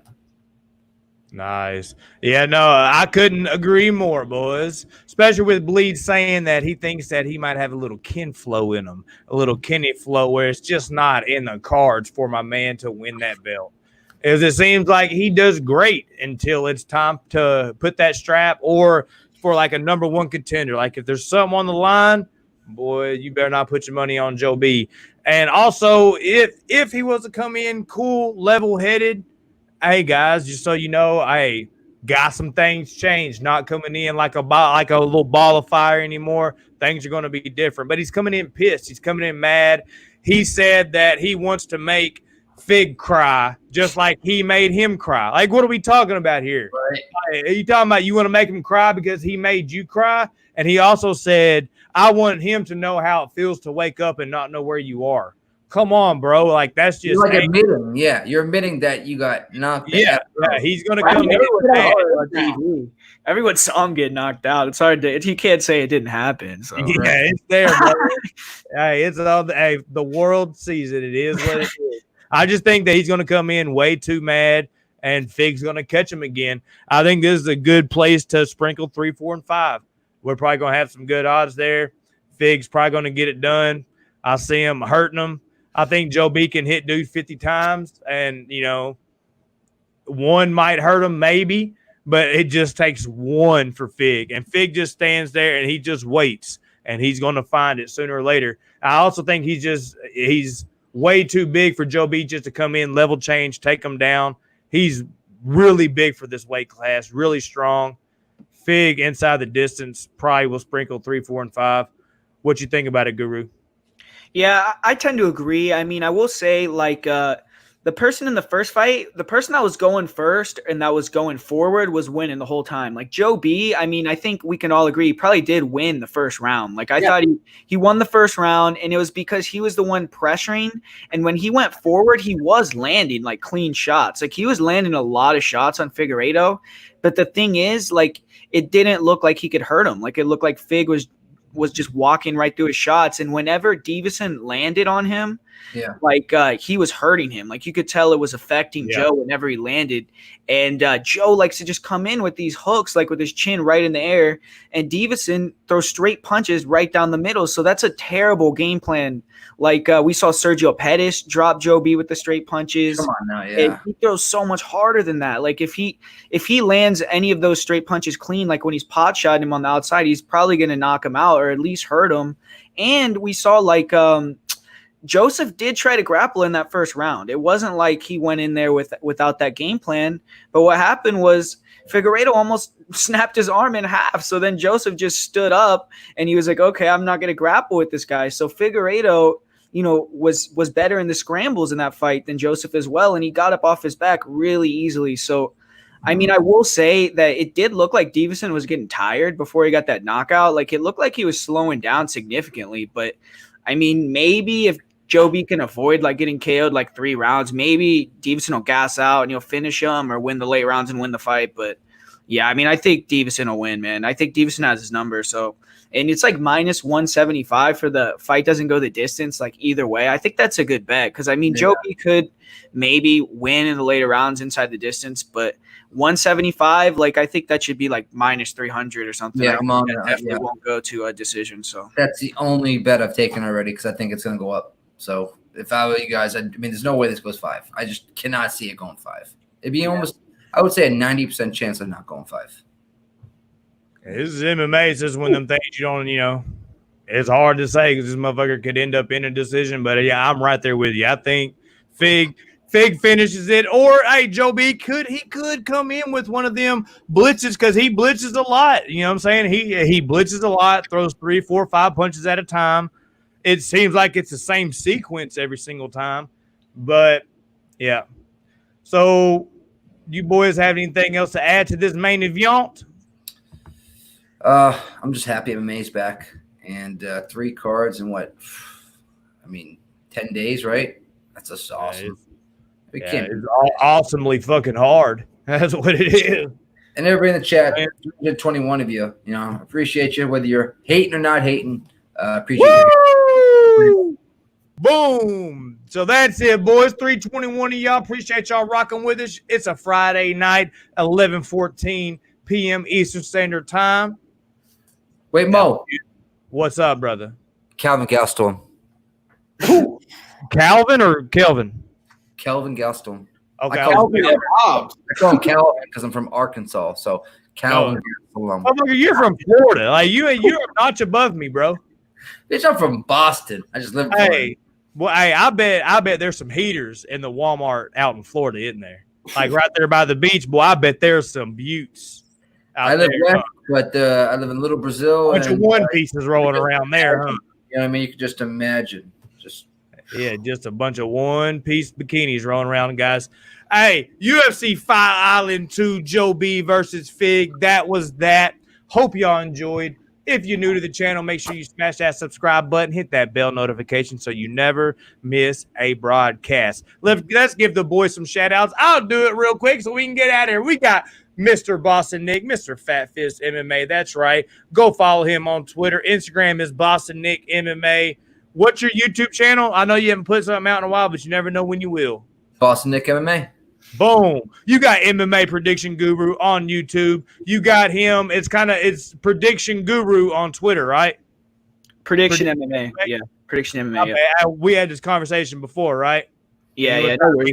You want to try to make fun of my motherfucking handle? Huh? Hey. Fight P1. Hey, fuck you, Guru. Hey, Just Bleed MMA. Check his YouTube channel out, pumping out that content all the time.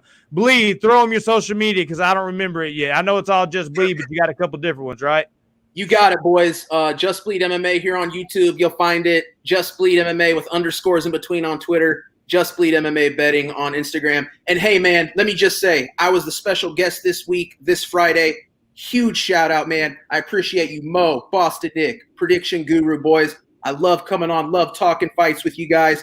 Big thank you to the people behind the scenes here at Odds HQ, making it all happen. And most importantly, man, more than anyone, thank you guys, the viewers, for showing up and getting it in. Man, Odds HQ, man, doing big things, odds.com. And one last big thank you. I saw a lot of guys from my channel come over in here tonight. Mad respect. Love you guys. Let's do it. Couldn't be happier to be doing this on a Friday night with you boys. Let's catch There these. you go. Boom, boom. Hey, if y'all want to see Bleed, official Odd Squad member, not in the chat right now. When the video posts, drop it in the comments so the higher-ups know that y'all want to see Bleed back on the show. He'll be an official Odd Squad member. So, hey, your boy Mo Scream TV, Mo Scream 5P1. If you could do anything for your boy, I'm trying to pump that IG up right now. I'm trying to get to that 100 mark. I'm going to start doing some IG lives at y'all. We might watch like Step Brothers or something together. Who knows? But that'd be funny. Yeah, I mean, I know Nick. Hey, Nick gets on at night and he just watches random movies, so I know he'll be on there watching Step Brothers with us.